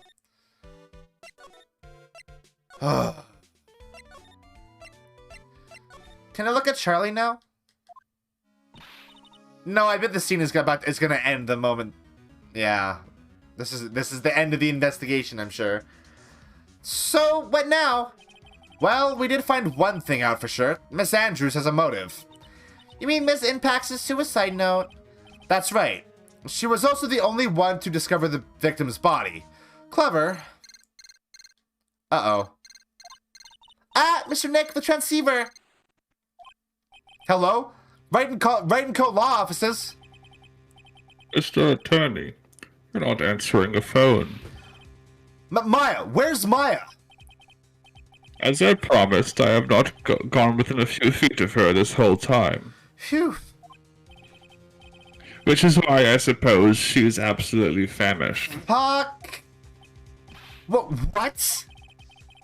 So I suggest you win a quick acquittal, my friend. At any cost. Wouldn't you agree? Wait, Maya, let me hear her. Very well. Ask my... Maya, is that you? Sis, ask my sis. Yeah, we're gonna need Mia here, aren't we? Yeah. That's unfortunate. Maya, damn it, he cut me off. Mystic Maya said ask my sis, didn't she? Sis? What does she mean? Nick? Phoenix? Hello? Wow. Ugh. Come on, Phoenix. You're a hopeless one. Sorry. Ah! Hi again, Mia. Hey, Mia, you can't do this. Mia, you shouldn't do this, actually. This sucks, though. Mia! I have a message from Maya, so come, ask me anything you want about her. How's Maya? He's safe, for now. The kidnappers want to keep his word, it seems. I'm glad to hear she's safe. But Mia, how did you know? As soon as she was locked up, Maya called for me. I read the note she left. But I gathered as much information about her surroundings as I could. I didn't know you could use spirit channeling like that. Pretty smart of her. That seems like a completely different kind of spirit channeling. No, she just wrote a note, channeled her, and then had her read the note, and then released her. Oh, yeah, that makes sense. When did the killer notice that? Whatever, who cares? He said he didn't go within a couple feet of her, right? Yeah, I guess so. But he would... A couple feet, you can still... That's a pretty drastic transformation. The kidnapper, what's he like? I don't know. Apparently, Maya went to answer a phone call at the hotel and was drugged there. And? She didn't see the face of her attacker. Ugh. Maya's locked up in a very dark place right now. I'll tell you everything I heard when I was with her. Oh, so it's very dark. When you were with her. Oh, okay. I'm starving. I can really go for some apple pie. I mean, at a time like this, sweets are the only way to go. Maya is, like, thinking about food to the bitter end. I have to stay positive. He promised he wasn't going to kill me. I'm not going to die. Sis, I wonder if you're with Nick right now. Oh, am I Maya right now? You're Maya. Fuck yeah! If I don't do something to the door first, I don't think I'll be moving anywhere. There's a piece of paper there. Huh? Someone dropped a card here. Oh. Uh-oh. Uh-oh. Uh-oh. It kind of looks like a business card, but there's no name on it. It's the killer. It's a picture of a seashell, I think. What a strange card. Wait, hold on. Okay. I wonder if he's like a serial killer. Drat, it's locked. But this door's lock seems easy enough to open. On TV, the hero always uses a plastic card or stiff piece of cardboard. Then click, they magically open the door. I wonder if there's a card like that around here I could use, right? Yeah. Ah, that's it, the shell card. If I use this, maybe I can get the door open. This might be my key out of here. I had a feeling this card might be useful. I'm such a genius. Hell yeah, you are. Alright, now if you'll excuse me, Mr. Kidnapper. Wait, did she actually fucking do it? I did it! Okay, now I'm getting the heck out of here. I shouldn't keep Nick waiting, or worried. Did she actually do it? Holy shit! Go Maya!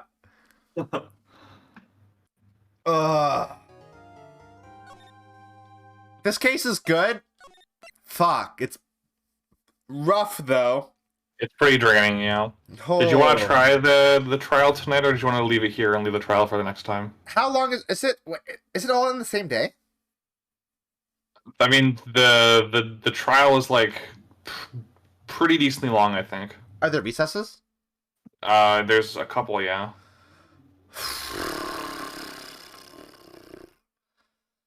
I kind of want to keep going. Okay. Cause like this one has me really interested. So I think we'll go to the first recess. Cool. We will take a break though. Sounds good to me.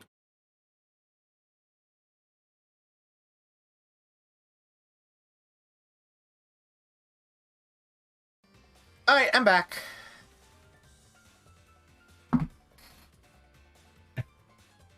I'm gonna take a sippy real Welcome quick. back.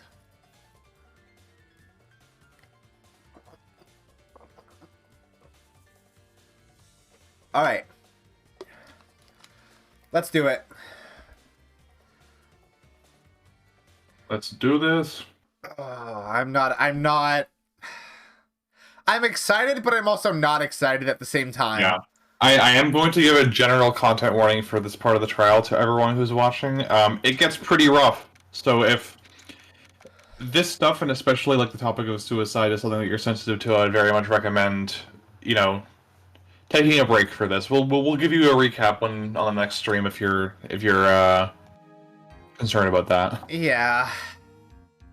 Like, I can't speak for Luka, but I personally would not feel offended if anyone who's, you know, No, I really wouldn't. isn't I feeling wouldn't. that I wouldn't need feel to step offended. away. Yeah, I wouldn't feel offended at all. Yeah. Okay, so yeah, you have both of our tacit permissions. You don't have to stick around if it gets too rough. That's totally fine. Yeah. But that being said, let's dive right in. Let's do it. Adrian did it. That's what it looks like. Dude, no way. That woman couldn't do anything like that. In court today, there'll be a mountain of evidence that will implicate you. A mountain of evidence? An orgy of evidence. I'm certain there's someone out there trying very hard to pin this whole thing on you. Please, Mr. Lawyer. Dude, like I said yesterday, I'm refreshing like a spring breeze, alright? I can't let any sort of scandal ruin that. I understand. Oh, that's me. Well, it's almost time. Mia. Get out of here. We must get a complete acquittal today. I know. But I can't focus on Maya's situation right now. Or Pearl's either. No matter what, I have to focus on winning this case by the end of the day. Indeed. Well, let's get going. It's him! To kill her! This is right! Good morning. This is it, Mr. Attorney. The day of the trial. Maya, she's unharmed, right? Well, when I checked on her earlier this morning, she seemed a bit, how shall we say, tired. Don't worry, people don't die that easily. Oh, thanks, that's very comforting. Besides, what you really should be concentrating on is winning today's trial. Has he even checked on her at all? He's bluffing, actually. For my sake, as well as yours, you must win today's trial. Which is why I sent you a little present this morning. Present? What in the world would you want to give me? You'll figure it out once the trial starts. And even if you don't like my gift, I expect you to graciously accept it and win the day's contest, if you please. Okay, we haven't gotten it yet, I guess.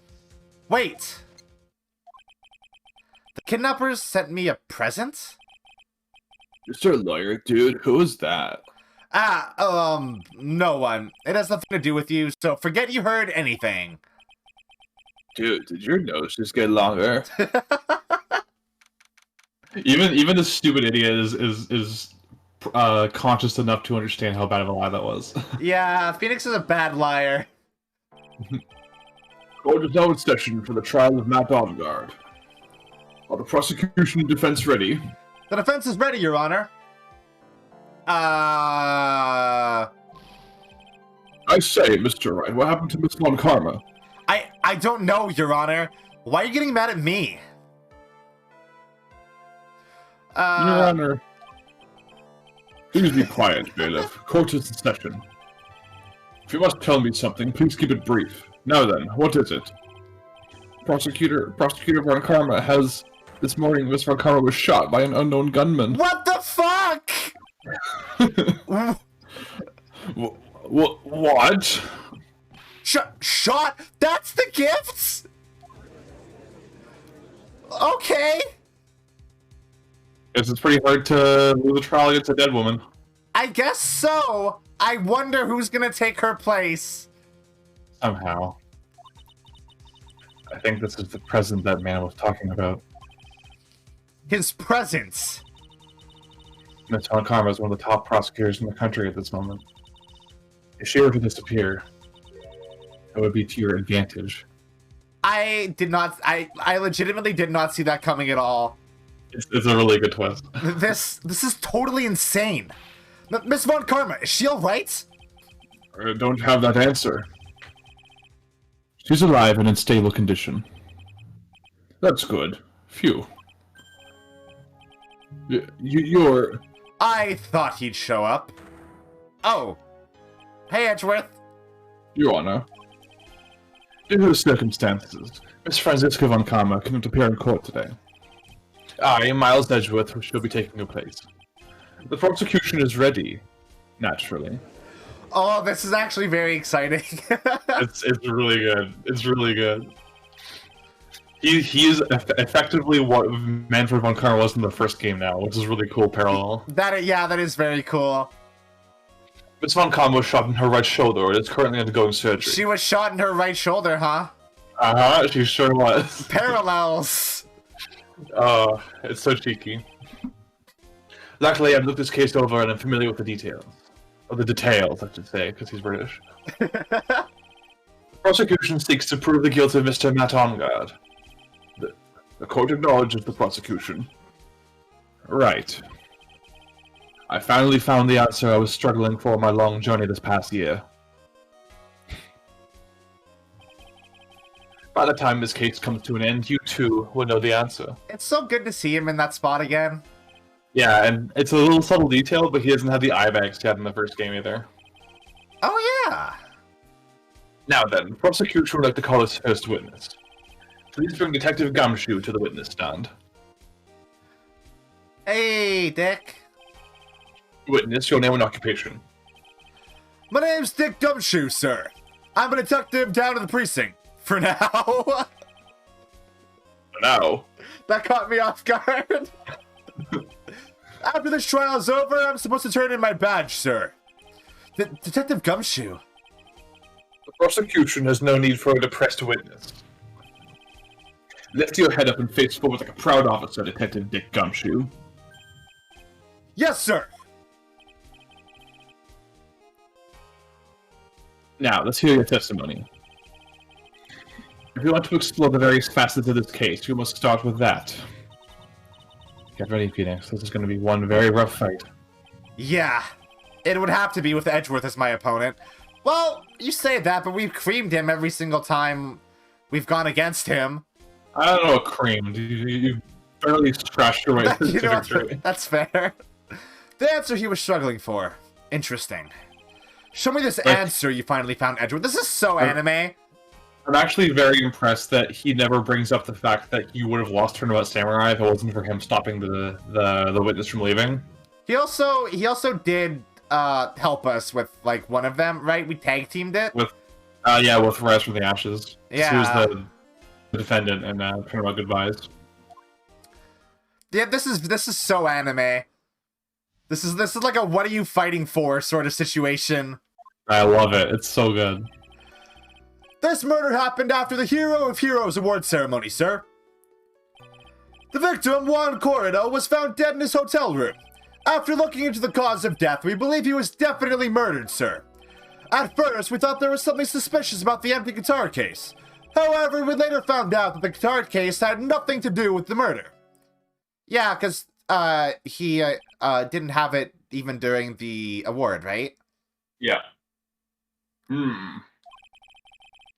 After the award ceremony ended, the victim was alone in his room. Yes, sir. Both the victim and defendant went alone to their rooms, sir. I see. Mr. Wright, you may begin your cross-examination. There's not much there that I can really contradict, I don't think. That is, in fact, the bare facts. Would you please give us a brief timeline of what happened after the ceremony? Okay, pal. The ceremony started at 6 p.m. It ended around 8 p.m., and then there was a short break. A special post-ceremony show was supposed to start in the lobby 30 minutes later. And that's when the victim's body was found, correct? Which is to say, the murder occurred during that 30-minute break period. Please deal with your testimony, Detective.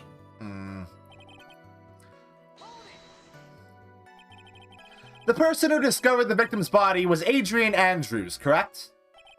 Yeah. Who is this Adrian Andrews you're talking about?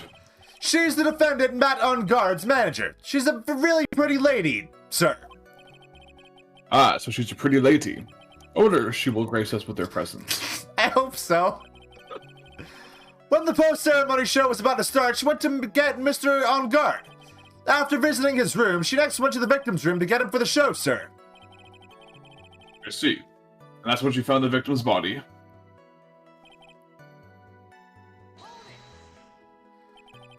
The cause of death. Wasn't that because Mr. Corrida was stabbed in the chest? Only a careless amateur would believe something so brainless as that, pal. Take a good hard look at the crime photo. Now, a real pro's attention will be drawn here to this bandana. Banana. Oh, sorry, I should have done that more as, oh, banana. Oh, banana. His bandana, sir. That's the thing wrapped tightly around his neck, sir.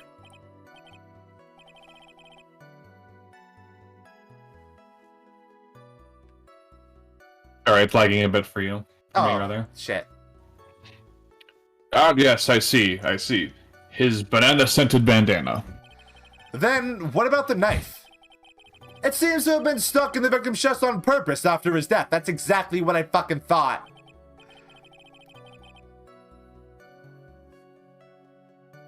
That's you, Mina. I know. I'm just. I was waiting for the screen to show the text box so I could read it. Oh, ugh.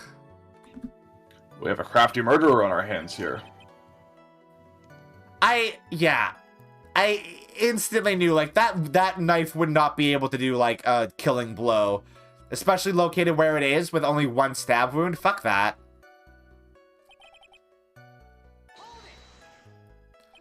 And why did you think that? Because it was empty, pal. The German ninja doesn't go anywhere without his bright red guitar, and we couldn't find it anywhere at the scene of the crime. Oh, but how about this theory? A fan really wanted the guitar and did the crime to get it. How's that? We thought of that too, but... The only fingerprints on the guitar case were the victims. Only the victims, huh? I see. So much for my theory, then. The judge is really adorable sometimes. Yeah, he's very cute. I like him. He's a good boy. He's hard to get angry at. What convinced you it had nothing to do with the case? The guitar wasn't at the Gaywater Hotel that night. Well then, where was it? The bright red guitar was eventually found at the TV studio. The victim, Juan Corda, had apparently only taken the case with him, sir. So you mean he forgot to put the guitar inside the case? Yes, sir. Even when he was on stage for the ceremony, he didn't have his guitar. So that guitar case was empty even before he got to the hotel. Yeah, that's right. So it really had nothing to do with the case at all. I believe that is enough. First, the victim was choked to death with his bandana. Then, after the victim was dead, the killer deliberately stabbed him with a knife. Which brings me to my next point. Why then did the police arrest Matt Amgard? Because there was reason enough to suspect him. Here it comes. Looks like Edgeworth's back in full swing. Very well. Detective Gumshoe, please testify about this matter. Whoops, I didn't mean to do that. Oh, right, fuck. I'm gonna take a drink quick, because, like, doing Dick's voice is, hard to... No, I'm not gonna say what I was gonna say. No, say it. I was gonna phrase it worse, too. No, say it. You gotta say it now. Everyone's head now. Doing Dick's voice is hard in the throat. I was literally gonna say doing Dick is hard in the throat, and I was like, nope. Not saying that. I'm apparently 12, so thank you. Matt Amgard and Juan Corda were huge rivals with each other. They each thought the other guy was in his way. That's enough motive in my book. As for evidence, there's the German ninja's button. It was ripped off of the ninja costume and was found in Mr. Amgard's hakama. The defendant's fingerprints were also all over the knife. The defendant bought the knife for the crime, which makes this a premeditated murder. He didn't, though, actually.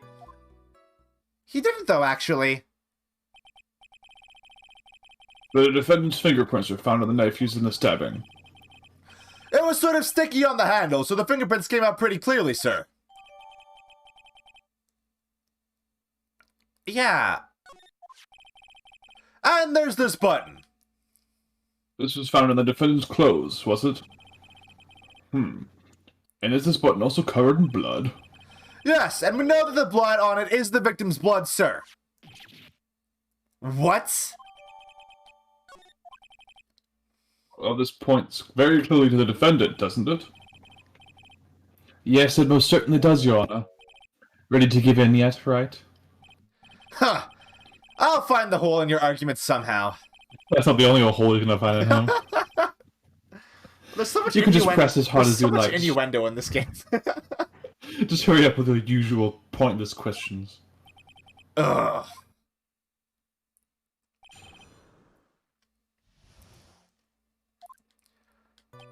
So, like...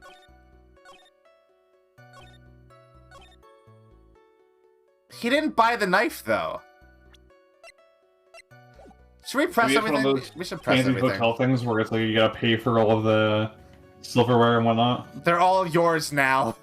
Yeah. But in terms of popularity, Mr. Amgard won, did he not? Yeah. But you know what's ironic, pal? Juan Corridor was always one step behind Mr. Amgard and everything.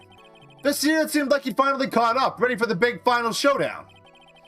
But Mr. Corridor lost the Grand Prix in the end. That is too bad. You must have been pretty downhearted after losing. Ezra's like, he was kind of dead, so...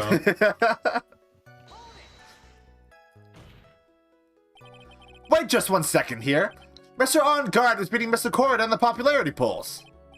Well, yeah, I guess, but...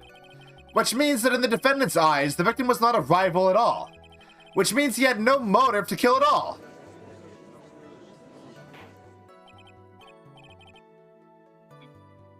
Yes, I quite agree. Well, Detective? It's not, well, I guess if you put it that way, then yeah, the defendant would have had no motive. Detective, I'm beginning to see why you were fired. No, not you too, Mr. Edgewood, sir. That's... I look forward to your pension negotiation. Oh my god, no! This poor man!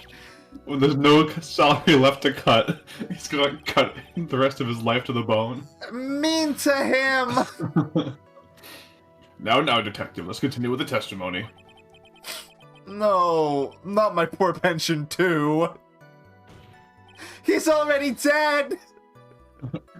Detective, if you value your money, I suggest you proceed. Yes, sir. We can talk about my pension later, sir. What about what I was saying? Hello? Anyone? Hello?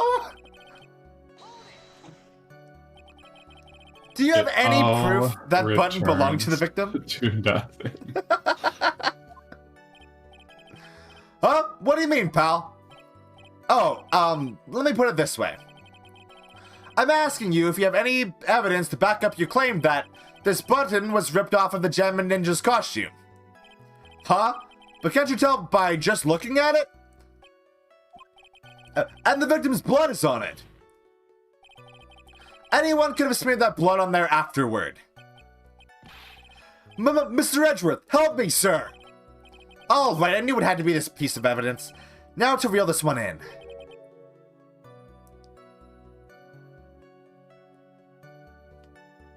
Mina. Red.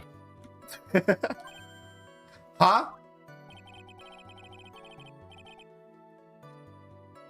The button was attached to the costume with a thread, obviously. And that thread snapped when the button was torn off. If you match up the ends of this thread in the costume with the thread in the button, it's a perfect match. Yeah, that's it. They're a perfect match, pal.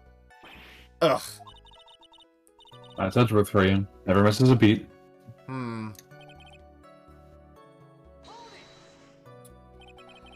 When was this button found? Pretty soon after the body was found. We rounded up everyone who knew Mr. Corridor. And then we did a search on them all. That's when we found the button. So it was almost immediately after the murder. The police didn't have the free time to lollygag and play tricks unlike some people. Hey, what is he trying to say about me here? Oh yeah, what does that mean? What? How were the fingerprints arranged on the knife? Huh? What do you mean, pal? By examining the fingerprints, you can determine how the defendant held the knife. For example, did he hold it normally or overhand? Oh, is that what you meant? Well, we didn't actually think of that. I can't believe the bumbling of this department. Cops! The cops! Hopeless. Were you paying attention to the testimony, right? The defendant's fingerprints were all over the knife. There was no way to determine how the knife was held at the moment of the murder. So is the defendant the owner of this knife, then? No, he's not. He's literally not. There's no way this was a premeditated murder, even if he bought the knife. Sorry, pal, this isn't some pocket knife. It doesn't fold, so it's not great for walking around with either. Ugh. Well, this is not good. If the prosecution can prove it was a premeditated murder, we're done for. Honestly, just show them the knife. Just be like, hey, this has a hotel name on it. This says Gatewater on it, you dummy. Yeah. Phoenix. Yes? There's something very interesting about what the detective said just now. Think carefully before it's too late. Yeah, I know. Be grateful. Yeah, we're just gonna skip through this. This is the post testimony thing, right? Yeah. And they already know what the thing is. That's not what I... That was the wrong button to press. I'm good at video games.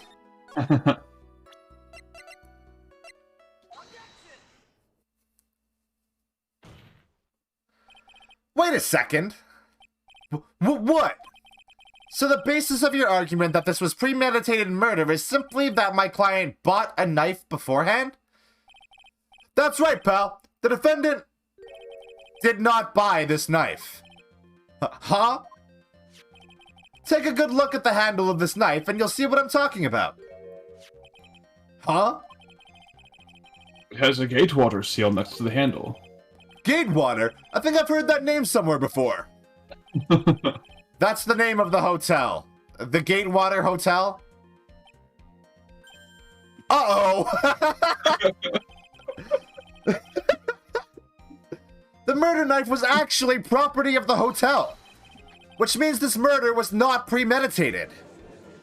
It's so funny that like he doesn't realize that until he's on the stand and he's like, oh. Oh shit.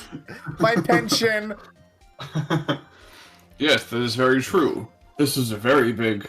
Uh-oh. What is it, Mr. Edgeworth? I'm sorry, but the defense is simply too careless. What?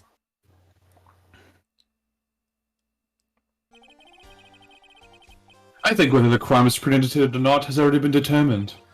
How so? I admit this knife is hotel property. There is no one currently on the police force that's dumb enough not to realize this.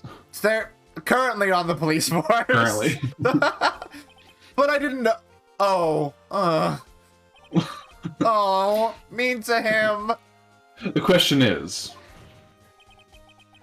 where did this knife come from? Why, that's obvious. It came from the victim, Miss Corridan's room. It sure did. I think he means before that. Sorry, Your Honor, but that is incorrect. Oh, I know where it came from. The victim ate a last meal before he was murdered. With that being the case, I would like to draw the court's attention to what is on top of the table. Yeah, I'm glad I noticed these things. There is a knife and fork on the table. Then, where in the world did this knife come from? If it pleases the court, I would like for us to recall the room of the defendant, Mr. Matt Amgard. Yeah...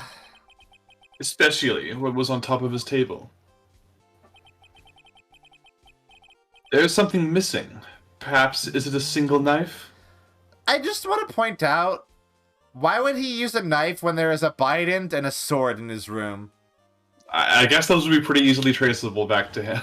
That's a fair point. It's like that, this dude got arrested in, I think it was, I can't remember if it was India or Myanmar, for assault, because he had beaten someone up with brass knuckles that had his name engraved into them. That's amazing. I love Yeah. that. So it's like, I think it would be a similar situation. It's like, oh, I wonder who stabbed this man with the one-of-a-kind prop weapon that's used for this TV show. You know what? That's fair. That's fair. That's a good point. We investigated the leftover dishes for fingerprints, and while we were investigating, we came to the conclusion that Mr. Matt Amgard's knife was missing. Ugh. Mr. Amgard has gone on to the victim's room with a knife he had used during dinner. Why would he carry a knife on a visit? To kill, of course. And with that, I believe the prosecution has proven this was a premeditated murder. You have proven that it was a premeditated murder, but you haven't proven that it was Matt that did it.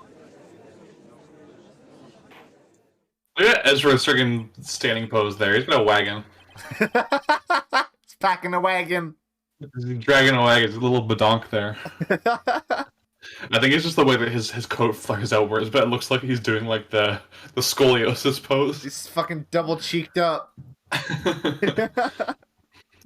Amazing, Mr. Edgeworth. Absolutely brilliant. A brilliantly clever deduction. It seems like Edgeworth had this plan from the very beginning. This must be one of those traps, and I just walked headlong into it. A murder weapon with fingerprints and a button from the victim's costume. There is quite a sizable amount of evidence here. I can safely say that any further deliberation is a waste of your Honor's time. Although, I wouldn't mind if the defense were to present evidence not yet shown to the court.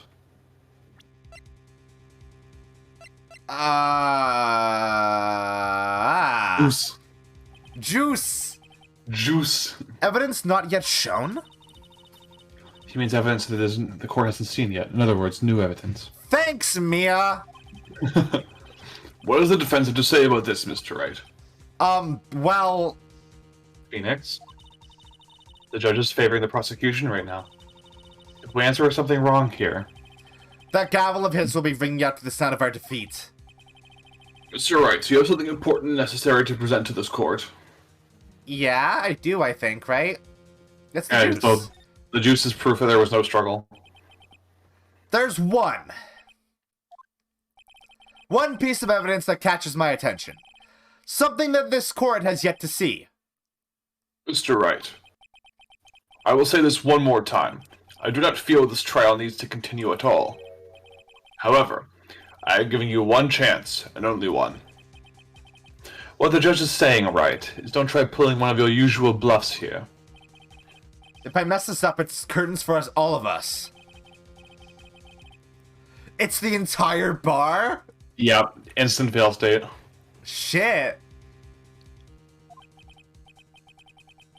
Now then, what is this important evidence that you must show the court? The juice. Give him the juice. This is a wine glass, is it not? Please look at the photo of the crime scene one more time. The scene is a mess because of the victim's struggle against his assailant. The vase was broken, his makeup is all over the floor. These were all things that were at one point sitting on top of the dresser. Well, yes, I see your point. However, this glass that is sitting on top of the dresser is mysteriously untouched. The only thing that had not fallen over along with everything else is this wine glass. This is totally a trap. This piece of evidence is more than strange enough to warrant further consideration. I think Edgeworth wanted us to present this. Well, what do you all have to say?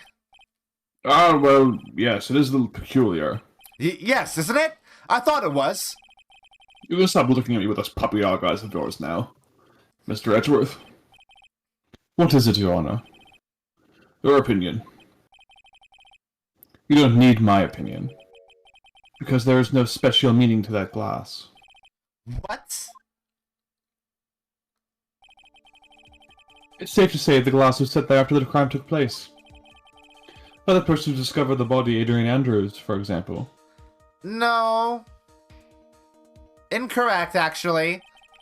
She could have easily been so shocked that she set the glass down without thinking. That does sound very plausible, Mr. Wright. Could Miss Andrews really have set that glass down without thinking? No. Because the juice is loose in Corrida's room. If I appear weak here, if the trial is over, I can look for my proof later. For now, I should trust my instinct and point with certainty. It just might fall for it if you're thought-provoking enough. The defense would like to challenge the prosecution's theory. We would like to see something that proves it was Miss Andrews who set the cup on the table. You've turned the situation on its head yet again, as usual. Mr. Edgeworth, do you have any proof to back up your claim? There's no way he has any. He's just bluffing. Unlike Mr. Wright, I never say anything unless I have the evidence to support it. What? You're not thinking hard enough today, right? Did you think this wine glass escaped my notice? No, I didn't. Then... Of course it's been thoroughly inspected. For fingerprints. Fingerprints? There was only one set of fingerprints left on this wine glass. Only one? Well, whose were they? I want to check something really quick. Okay, he was not wearing gloves. Fuck. They were not the victims nor the defendants. Rather, they were one of Adrian Andrews. What? That is why I said I have the person who discovered the body had left it there. Are we done here, Mr. Wright? Ugh. I can't believe I fell into another trap. Miss Andrews was probably holding onto the glass when she went to see Mr. Corridor. Upon seeing his dead body, she was stunned and set the glass down on the dresser. What you just said makes a lot of sense. Tisk, tisk, tisk. Now do you see, Mr. Wright? You can't change any part of my scenario as it explains everything all too well. Ugh. I've thought long and hard in the past year about what it means to be a prosecutor. And from here on out I will show you the answer I have come to discover. Wait a second, Mr. Edgeworth. I think the prosecution has provided enough evidence for me to enter my verdict. Are you serious? Unfortunately, I can't allow you to pass judgment yet. The prosecution is yet another witness we would like the court to hear from. Oh no. Another witness? Yes. Bailiff, please bring in the next witness. What in the world is Mr. Edgeworth thinking? He wants decisiveness. Now then, witness, please state your name and occupation. I can't imagine what this looks like to the judge. Witness, your name and occupation, please.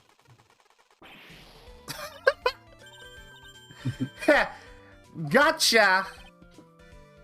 I wonder what happened to that calm composure he had earlier. Oh, edgy boy! It's been, what, a year since we last met, hasn't it? The eye bags returned for that one sprite. You should be more happy to see me. I saw the report of the testimony, but who knew that under that helmet? It was the Wicked Witch of the witness stand. I tell you, this time I know what I'm supposed to do. So today I'm going to tell you anything and everything. Even things that don't have to do with that terrible crime. This witness, that terrible crime is all this court needs to know. Shush! I'm talking to my dear Edgy Wedgie right now. Don't interrupt us, Gramps. Yes, madam. No, please, by all means interrupt her. Please. Anyway, witness, your testimony, please. It's true what they say, that youth are hot-headed nowadays. Not that I mind at all, Edgy. Now then, what should I start with?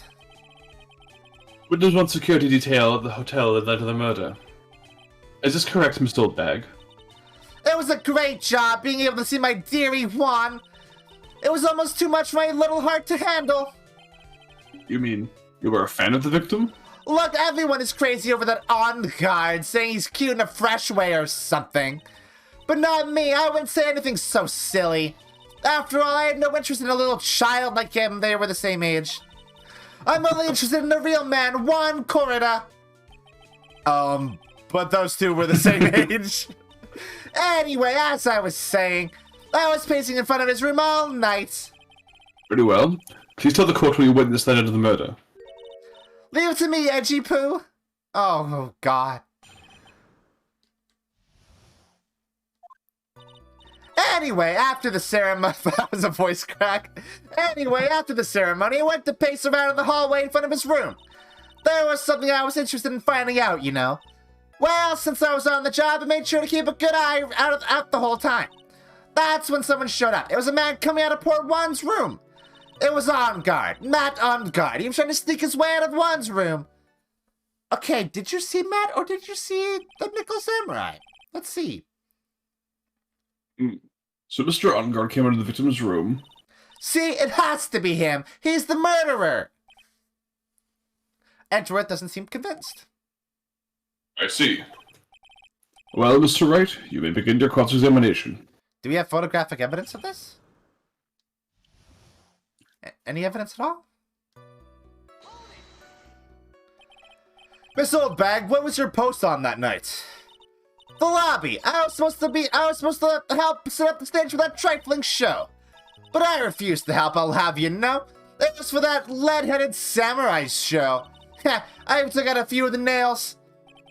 Maybe it was a good thing the show didn't go on. Besides, the manager with the glasses seemed to be working hard at it without me. So I thought I'd take a break and spread my wings a little. And Love to admit to corporate sabotage on the witness stand. I love to admit to potential attempted murder. And that's when he went to hang around the victim's door? Something you were interested in, and just what was that? It's not some little thing I can just go around telling everyone, you know. It's top secret between me and Juan. And Edgy Poo, of course. Mr. Edgeworth, what is this thing she was interested in? I have no idea.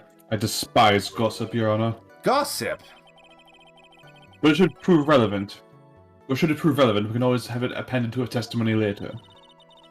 So we should enforce it right now. Yeah. And did the witness stay in the vicinity of the victim's door the entire time? And I like how it actually tracks that Edgeworth, who is himself the victim of gossip, doesn't care for it at all. Yeah. I also like how that is relevant, but the game is like, don't worry about that right now, though. That's for later. Yeah. That's cool. Because that very easily could have been like a misleading lead. Oh, then would you tell us the number of people who went in and out of Mr. Kurita's room? I have no idea. I wasn't born so I could count things for those who didn't pay attention in class. That's why ever since I turned 20, I quit keeping track of how old I really am. So she doesn't even know.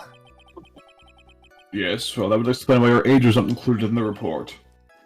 In any case, the witness then saw someone, correct? I have to remember my Britishisms. So They don't say saw. They say saw. Like Sore. dinosaur. How old's the judge? We never have a profile on him. You get a profile of him in a later game. I think he's 68. I think. Wow. One more year. Almost nice.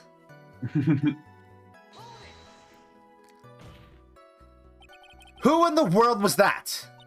I'm not allowed to say. This sort of information has to be carefully guarded from the masses, Sonny. The man that came out of Juan's room, he was... Yes, he was. I'm too scared.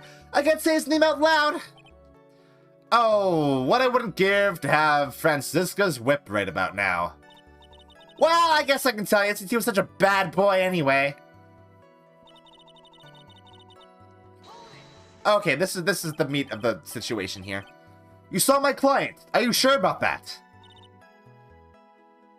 Yes, see? Really? Annoying brat, when I say I saw someone, I saw that person. Why do I get a sense of deja vu? Yeah, why indeed? Maybe to avoid a repeat of last year, I should delve into this a bit further. Please tell the court about the man's clothes in more detail. What a troublesome man you are, really, as if something like that matters. But it does. Now what was it? Oh yes, it was that thing. What thing? That gaudy thing he's always wearing, that racing jacket. Oh shit, fuck. He was wearing that at the detention center too. That thing's meant for nothing but seducing women out of their pantaloons. Men. Right. Oh, Mr. Wright. Was this testimony just now important or relevant in any way? No, it wasn't. I guess it really wasn't that important after all. Mr. Wright, do you know why your time is valuable? If not, just to learn. You wasted 3 minutes of this woman's youth. That's more valuable than gold to me. Why do I suddenly feel old in the presence of her childish whining? Okay, I'm gonna skip through this. Yeah. 'Cause But I know what the thing is. yeah. And I'm not losing any points for just guessing. Yeah.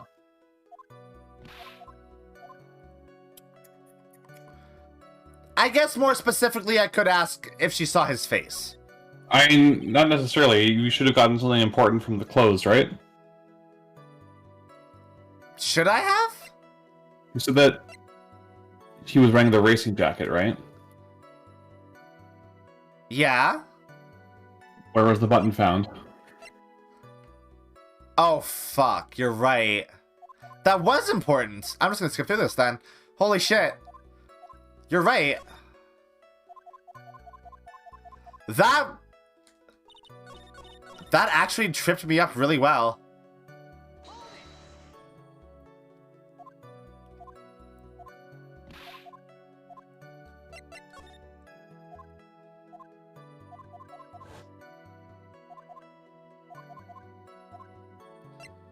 Yeah, that was important, yeah. Of course it was important, Your Honor.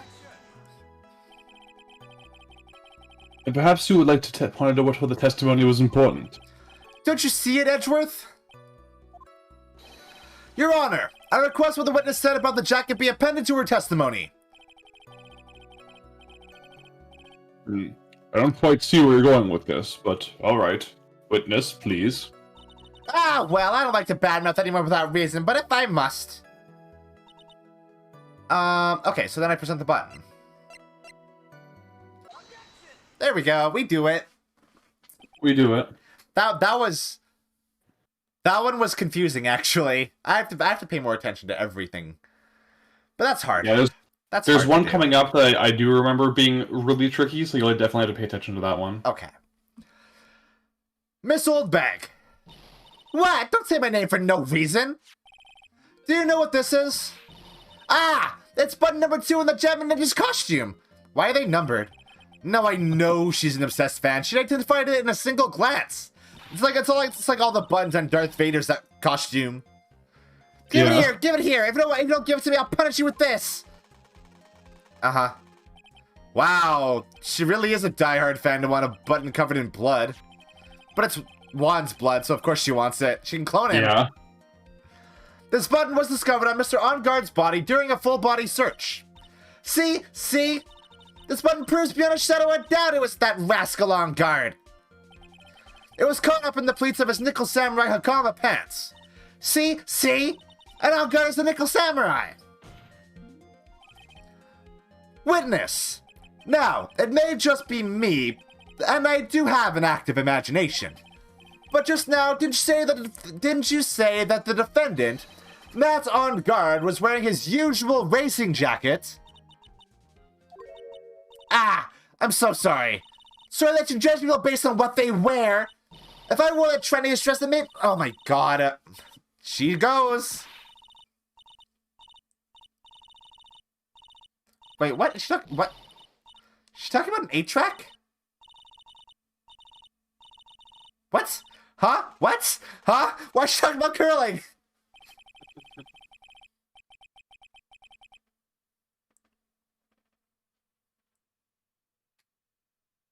Did it freeze again?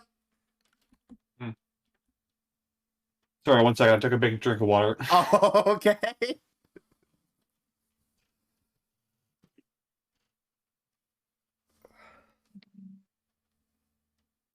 Really bad timing, those. I'm sorry. That's very dangerous to do, Mina. Now hold your tongue still for 1 second.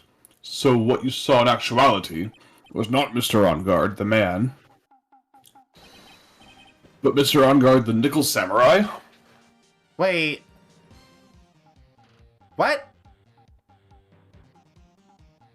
Huh? But when you think about it... Wait, what? They're really one and the same anyway. Miss Oldbag, this is a very important point we're talking about. Edgy Poo, do you think so too? Well, it might be something worth considering. Just say it's important and agree with me for a change. Witness, think carefully and try to remember as much as you can before you testify. Alright, if you insist. I should be the one sighing, not you. Hold on, wait, what?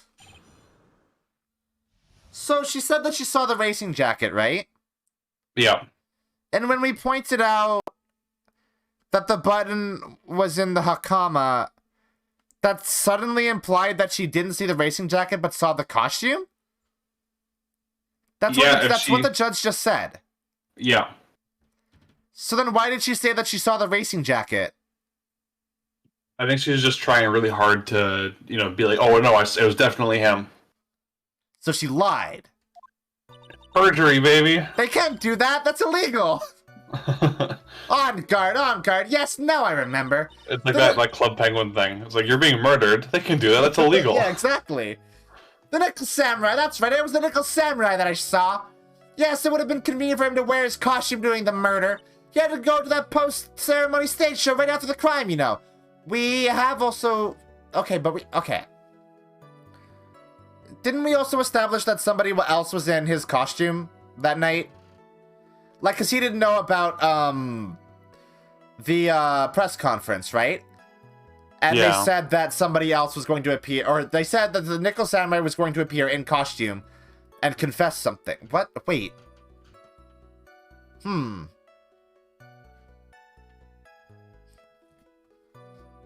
pieces together. Interesting. Interesting. So he must have worn that Nickel Samurai costume when he was stabbing poor Juan. I knew it. I knew you'd say he was inside that costume. What? Did you think there could have been someone else inside that costume? Yes. Don't be a bad little boy thinking such rude things. But the possibility does exist. Ah, youngins, today I told you there's no way it was anyone else. How do you know that? Because I said so. And what I say is the truth. No. I hate this lady so much. I love how you kind of ping pong between me, like, yeah, I love this lady, and oh, I hate this She's lady. yeah. She's very divisive. At least she's just as delightful a witness as she was a year ago. Mr. Wright, you may cross-examine the witness.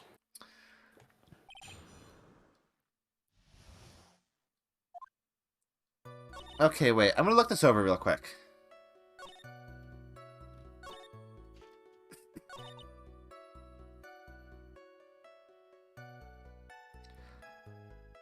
I'm going to assume that we haven't... Yeah, I'm pretty sure you just present that there. Wait, what? If he was wearing the costume, they wouldn't have fingerprints on it, right? Oh, yeah. I was just thinking, like... I was also thinking, like, Juan wasn't killed by stabbing. So it's also incorrect there. Please take a look at this. Yeah, so it's a knife. Big deal. If you're trying to scare me with that, I'll have you know it won't work. And you think I'm threatening her? No, that's not my intention at all. That's the knife that was used in the murder, correct?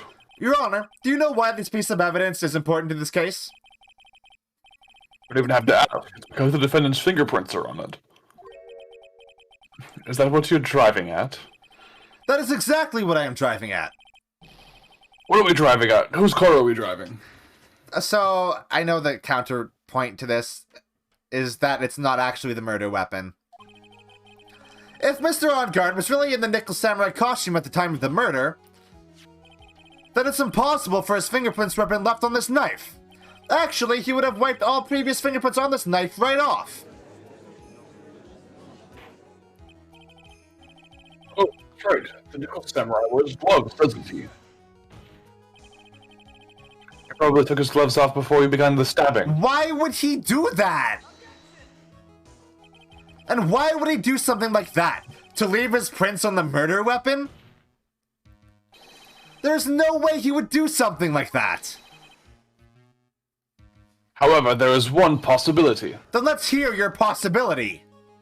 It's very simple. The defendant went to the victim's room while in costume as the Nickel Samurai. At that time, the defendant had no intent to murder.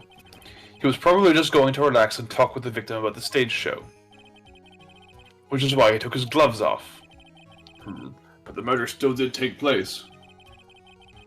It's well known that there was bad blood between the defendant and the victim. Yes, I have heard that before. Well, Mr. Wright, what do you have to say about Mr. Edgeworth's theory? Why would they hang out together if there was bad blood between them? So let me get this straight. For the fans. For the fans? Edgeworth's theory goes like Photo this. taken. When the defendant went to the victim's room, he had no intention of killing him. No, up to this point, are there any problems with his theory? Yeah. Like, they wouldn't do that. There is a contradiction. This theory contradicts something in No, it contradicts something in literally Edgeworth's own theory. What are you babbling about? Now, for argument's sake, let's suppose Mr. Amgard was the killer. If that's the case, I think it's impossible for the... What? Phoenix, what? What are you talking about? The knife. He would, like, if Edgeworth's new theory is, yeah, he didn't go there bearing ill will, then he because wouldn't have brought a knife the knife with is him. from Amgard's room. Yeah. This knife, this was used by Mr. Amgard at dinner. Yes, we did establish that. Which means that if my client was in fact the killer, then he brought this knife with him when he went to visit Mr. Corrida. I suppose. However, you just said it yourself. At that time, the defendant held no intent to murder. If that were true, then why would he bring a knife? He wouldn't, would he?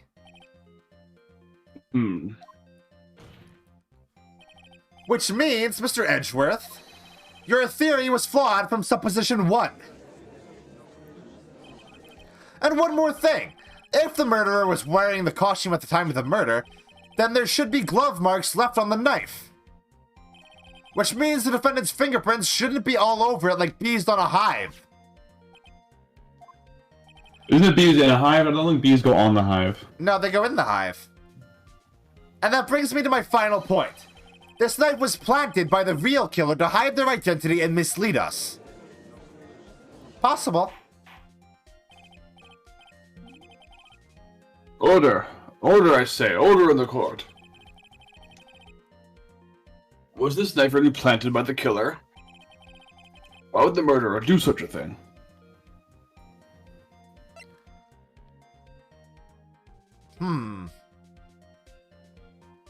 I mean, it would have to be to frame Matt, right? Yeah, that's the entire basis of the killer's weird kidnapping plan. Yeah, Saying that's that true. someone's trying to frame him. It's to frame my client, Mr. Amgard, of course. Frame. Aren't you forcing the interpretation just a little too hard on this one? But we just established that the witness saw the Nickel Samurai in costume, and if that were true, then there shouldn't be a single fingerprint on this knife. Witness? Looks like I made your life a tiny bit more difficult, huh, Jipu? She doesn't even give a shit. Listen, she's a messy bitch who lives for drama. She loves the loves the tea. She loves the goss. She loves the drama. Yeah. Witness, did you or did you not really see the Nickel Samurai? Well, I guess at first I might have forgotten, but are you saying you mixed up Mr. Amgard with the Nickel Samurai, his character on TV? But I mean, I can't really do anything about that now. Look, I was waiting around in front of the doors because, well, I wasn't waiting around for the Nickel Samurai, that's for sure. She wasn't waiting for the Nickel Samurai? Alright then. Who were you waiting around... Who were you waiting around for then? That's top secret to anyone outside of security. I have a feeling that you were going to be waiting for Mr. Juan Corrida. Am I correct, witness? The way you think you were a sad amateur with a terrible case of nearsightedness. Amateur? Me? What am I an amateur of? So Old Bag was waiting around in front of the victim's room. But it doesn't sound like she was waiting to catch a glimpse of Mr. Corrida. Maybe. Phoenix. Maybe the old bag was waiting around for that person. If it's who I think Mia's hinting at, it's certainly possible. Miss Oldbag. You were waiting for this person to come out of the victim's room, weren't you? I'm going to assume Adrian? Probably, yeah.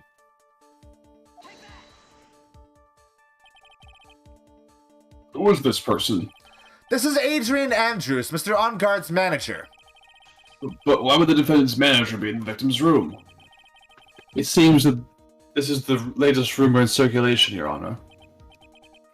Oh, this is... Well, this is... Ha, I see. The judge also loves the goss. The judge seems to be really into the article, if it can be called such a thing. This manager with the initials AA, are you saying it's Adrian Andrews? Without a doubt, the witness thought so as well. Looks like you found me out. Well, that's fine. You can see her breath on the glass. It's so good. I can throw away this whole sworn to confidentiality stuff then. Witness? What in the world are you... Watch out, Phoenix. I've got a bad feeling about this. A very bad feeling. I got some information, some very secret information from a certain source. So that's why I was doing my own little investigation, in secret, of course. But what for? Oh, just for myself, personal reasons and all that. Well, Mr. Edgeworth, how will you proceed from here? I really don't want to do this. However, I cannot simply let this point slide. I see. Very well then. Witness, please testify about this secret information. Get ready! This is going to take the wind right out of you, youngins! I'm sure we're all capable of handling this. Really, it's not like we're 10 years old. In comparison, you might as well be. I'm sure. That Amgard is one evil, evil man. He thought he could ruin poor White by causing a huge scandal. So to do that, he sent his own manager to get in close with Juan. Oh no. I cannot condone such dirty tricks, so I took action. Oh, and this is top secret, you got that? Nobody else but you and me know yet, okay? Oh no.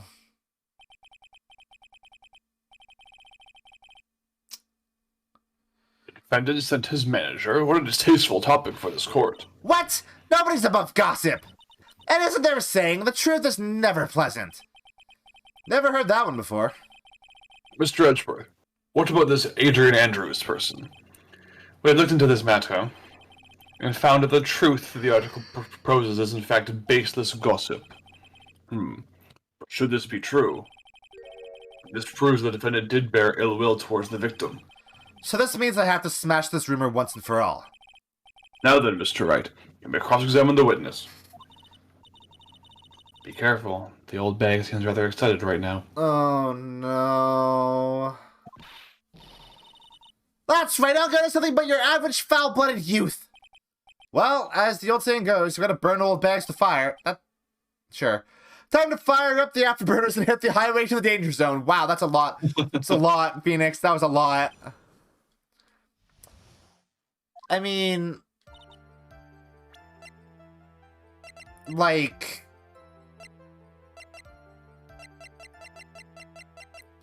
we do... oh, man. We do know why Adrian would try to get close to Juan. Yeah.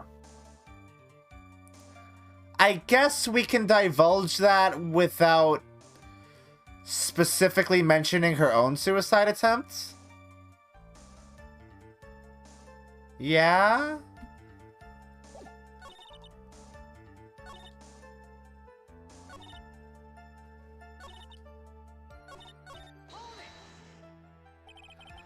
You don't have any proof that Mr. Amgard did any such thing. You must be suffering from shock, the shock of hearing the truth. And now, since you're in so much shock, you can't do anything right. You're right, I can't do anything, but boy, do I wish I could do something about you. Alright then, Sonny, show me what you've got. Can you show me proof that Amgard didn't bear any ill will towards Juan? Oh. I don't think you have. I think they most certainly did have animosity between each other. Yeah, they were rivals for a reason. I don't have anything to offer. See? Just as I thought. And you were lecturing me about saying things without proof. You just give me a free pass to say whatever I want whenever I want, silly boy. Me and my big mouth, as if she needed an excuse. She would do that anyway. Yeah. Wait.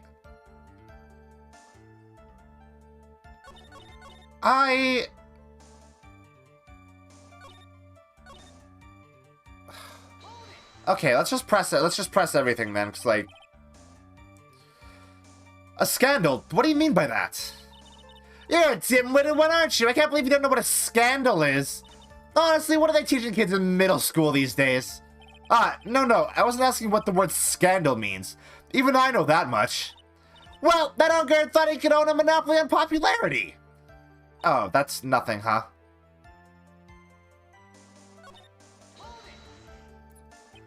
So what do you mean by I took action? Like I already told you, I was lying in wait close to the crime scene.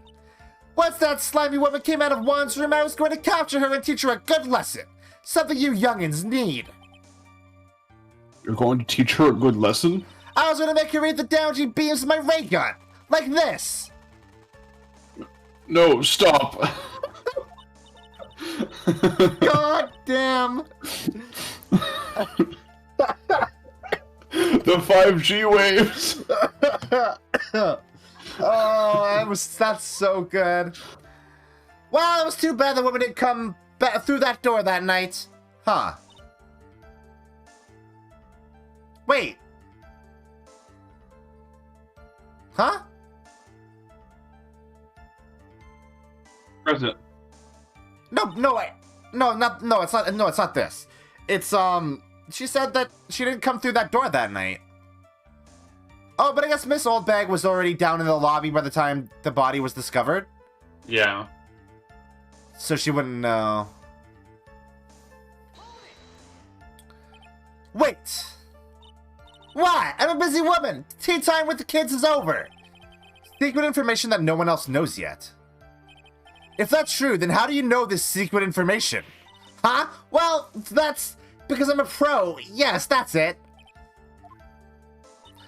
It's a secret! Even if you drill the hole into my brain, you'll never find out! How in the world did that old bat get such a secret piece of information? Did she just Check your read the evidence. tabloid? Check your evidence.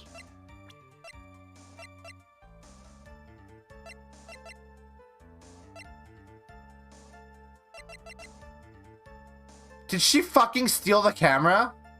Hmm.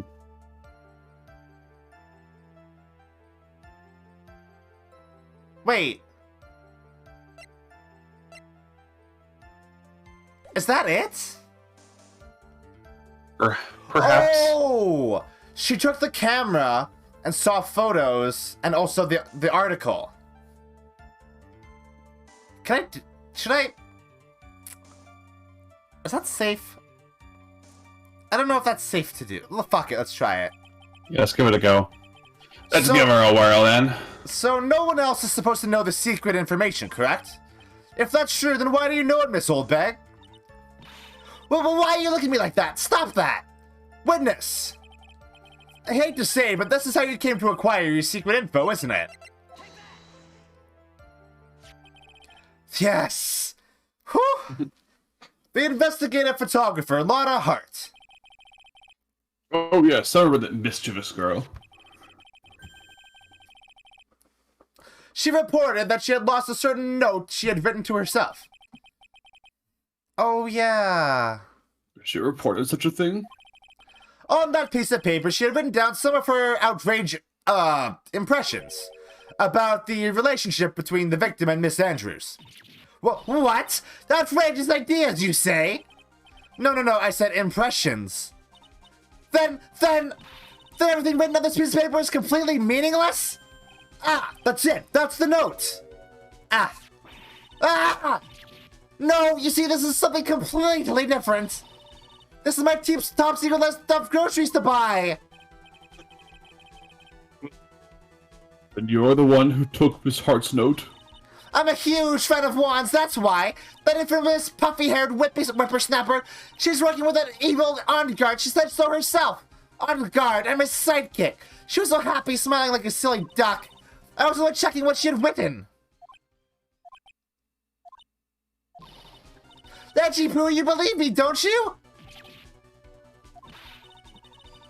I was only trying to help out like the angel I am. It's only one little piece of paper. I've never taken anything else before. You really should come with a supply of cheese to match your vintage wine. Get her ass. Well, it was only a piece of paper. I suppose we could overlook this just once. She looks like she's really sorry. Should I forgive her? Nah, fuck that. If I let up on her now, she'll get away. I have to find some way to inflict a deafening blow to the prosecution. Witness, you said that the only thing you stole was that note. Is this correct? This is the stole? Why don't you listen more carefully, you annoying brat? I saved this piece of paper from the terrible, lonely trash can, that's all. You're lying, damn it, I can prove it. Being busting out the D word. I put my credibility under scrutiny again? Miss Oldbag, I don't believe that the note is the only thing you stole that night. I mean, well, the camera. Yeah. Miss Oldbag, that note was with a camera inside its case, wasn't it? Camera? Yesterday, Lana Hart was raising a huge stink over her camera. She kept saying something like, my sweetie $1,600 camera disappeared on me. Why, witness. What is it, Gramps? If you have the note, then it is only logical that you have the camera too. Ugh. Looks like you found me out again, Sonny. Is this the camera you're looking for? That's...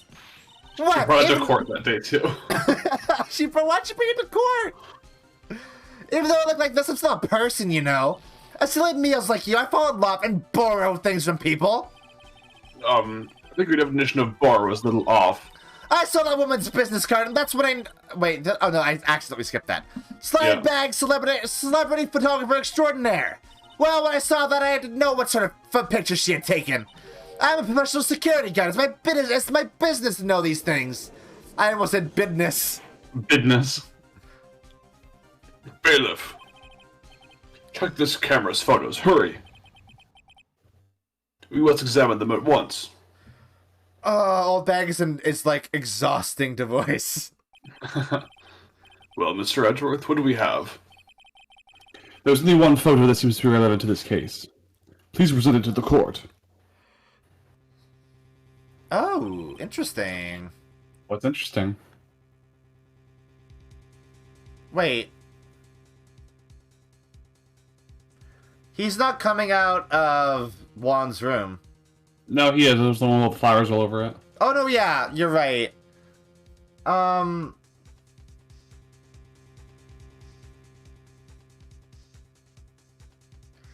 There's no button.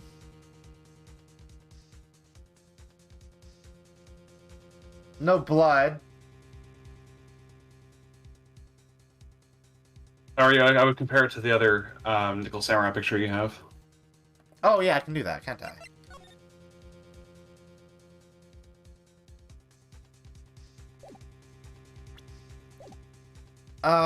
Oh my god. Again? He's too short. No. They're too short. Huh. This is the Nickel Samurai. See, I told you, that's the guy I saw. This proves that the witness was not lying earlier about this matter. No, well... What does all this mean, Mr. Edgeworth? This photo by itself does not prove the person in it as the defendant. However, in his own confession, Mr. Amgard clearly stated the following. At the time of the murder, he was still in a Nickel Samurai costume.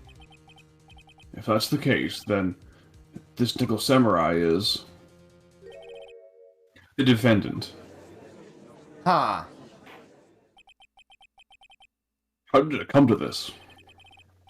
I think this brings us to the end. We've examined every piece of evidence thoroughly. Final comments, Mr. Wright? The court will consider them before we close. Do you agree that this photo is decisive evidence against your client? If this photo really is decisive, then we're done for. But if I raise an objection here and blow it, then I would put Maya's life in jeopardy. I can't make a mistake here. This is only one round. There's only one round out of this mess. One road out of this mess. This photo that Lana took, there's something strange about it. There's something strange with this photo. I knew this was coming, right? Your thoughts, Mr. Edgeworth? I think we can all agree that there's nothing strange with this photo. There's no way for the defense to debunk this photo, even with a bunker buster. Debunk with a bunker buster? Is that what you're planning to do, Mr. Wright? Anyway. Please look at the photo one more time. If you really believe you can honestly find something wrong with this photo, then you should only need one chance, correct? Well, I have to find something wrong with this photo. I can't let this chance go by. Where in the heck did she take this photo from anyway? It's all out of focus. Why can't she take a good shot, especially when it counts? Now then, let's hear your objection. What about this photo is strange? The legs, right? It's definitely the Yeah. legs. Mm-hmm. I would like to direct the court's attention to this one area right here. What are you pointing to? His ankles? If you could see this person's ankles, that would be one thing. However, you can't. And what does that mean? The costumed person in this photo could not have been Mr. Amgard. What's the meaning of this? I wonder if you care to elaborate with actual facts, that is. Let's take a look at the Nickel Samurai's poster. Please pay particular attention to the area around the bottom of the hakama. His socks. You can see his socks. You can clearly see his fucking toes. His gamer girl toes. Exactly. However, in this photo, the Nickel Samurai is clearly holding his hakama up just to walk. There's only one explanation for this. The person inside this costume is clearly much shorter than the defendant. I'm getting fucking flashbacks. Alright, About Samurai 2. This time it's paced better. this really is Turnabout Samurai 2, isn't it? Yeah, but way cooler. This is way better. Alright, I think I've turned things around for myself this time. That's curious. Huh? What is? Edgeworth is unusually calm today. No, I didn't. I wouldn't expect that he'd break at that. That's true. He's just letting the trial run itself, as if he's only along for the ride. Along for the ride? What do you mean by that? I can only guess that perhaps he doesn't feel under attack at all. He doesn't feel under attack? Then I haven't damaged his case at all? Mr. Edgeworth, where does this leave us? If the person in this photo is not Matt Angard, then everything the prosecution has tried to prove has become meaningless. This is true. I figured it would come to this. What? Right. I have something I want to ask you. I think you have proven the person inside his costume is not Matt Angard. In that case, who is this a photo of? Well, I know... I have a guess. Who is the person wearing the Nickel Samurai costume? Don't stress out over this, Phoenix. It's very simple. What you should be focused on is Edgeworth's attitude, don't you think? Yeah, why is he so calm? Mr. Wright, let's hear your thoughts. Who is this person in this photograph? Like, Phoenix thinks that Adrian did it, right? Yeah. So it would make sense to point that out here. They have drawn attention multiple times to how short she is. Yes, exactly. Adrian Andrews? If you want to know who that Nickel Samurai is, it is none other than this woman. And why would you say it must be Miss Andrews? What in the world points you to her? For starters, she's short. And she can freely move in and out of Mr. Angard's room. Finally, she had dinner with Mr. Angard that night. How did it all add up? It means that it makes it very easy for her to get a certain item. A certain knife with Mr. Angard's fingerprints all over it. The knife that was used as a murder weapon? No, it wasn't. Why don't you just say what it is you want, Mr. Wright? I have to do this now. This is my last chance to turn things around. The defense moves to indict Miss Adrian Andrews in the murder of Juan Corrida. It was Miss Andrews who tried to frame the defendant for the crime.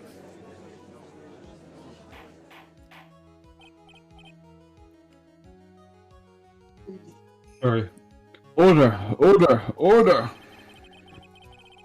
It looks like this trial has hit a most unexpected development. Mr. Edgeworth.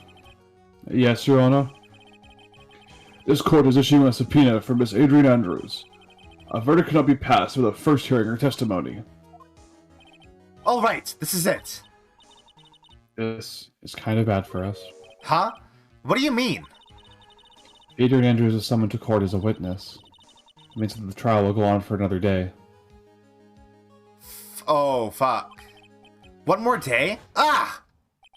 Yeah. Now then, we shall set Miss Andrews' testimony for tomorrow. Well, what am I supposed to do? The judge is about to adjourn the court. Yeah? Now then. Please, Your Honor. Continue the trial. We must pass a verdict today. I can't do that. We cannot hear Miss Andrews' testimony if she is not... I abhor wasting such valuable time. Edgeworth? Is she here? Your Honor, I request that you please continue with today's trial. But... we cannot continue due to this unexpected development. Tisk, unexpected development? I fucking knew it. I think you underestimate me, Your Honor. And what do you mean by that?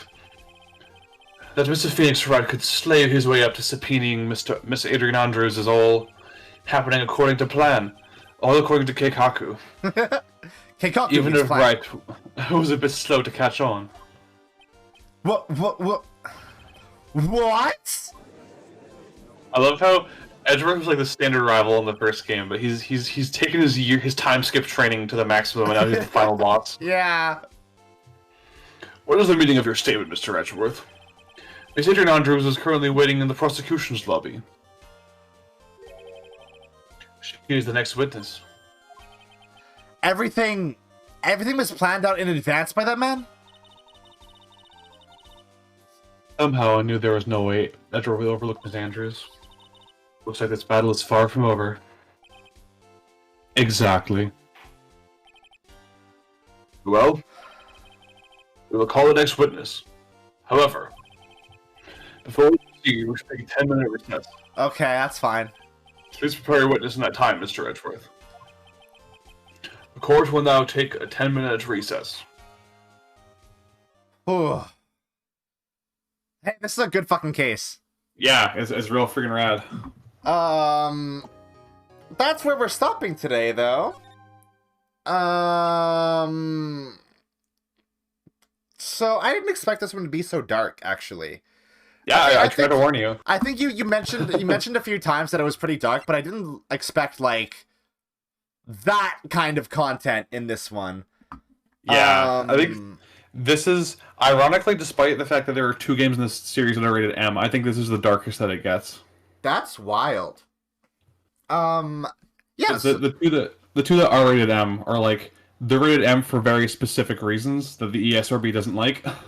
Yeah, I would imagine like maybe drugs and alcohol and like, I don't know, other stuff, not specifically dark themes. Yeah, I'll let you know when we get there. Okay. Well, thank you for joining me today, Mina.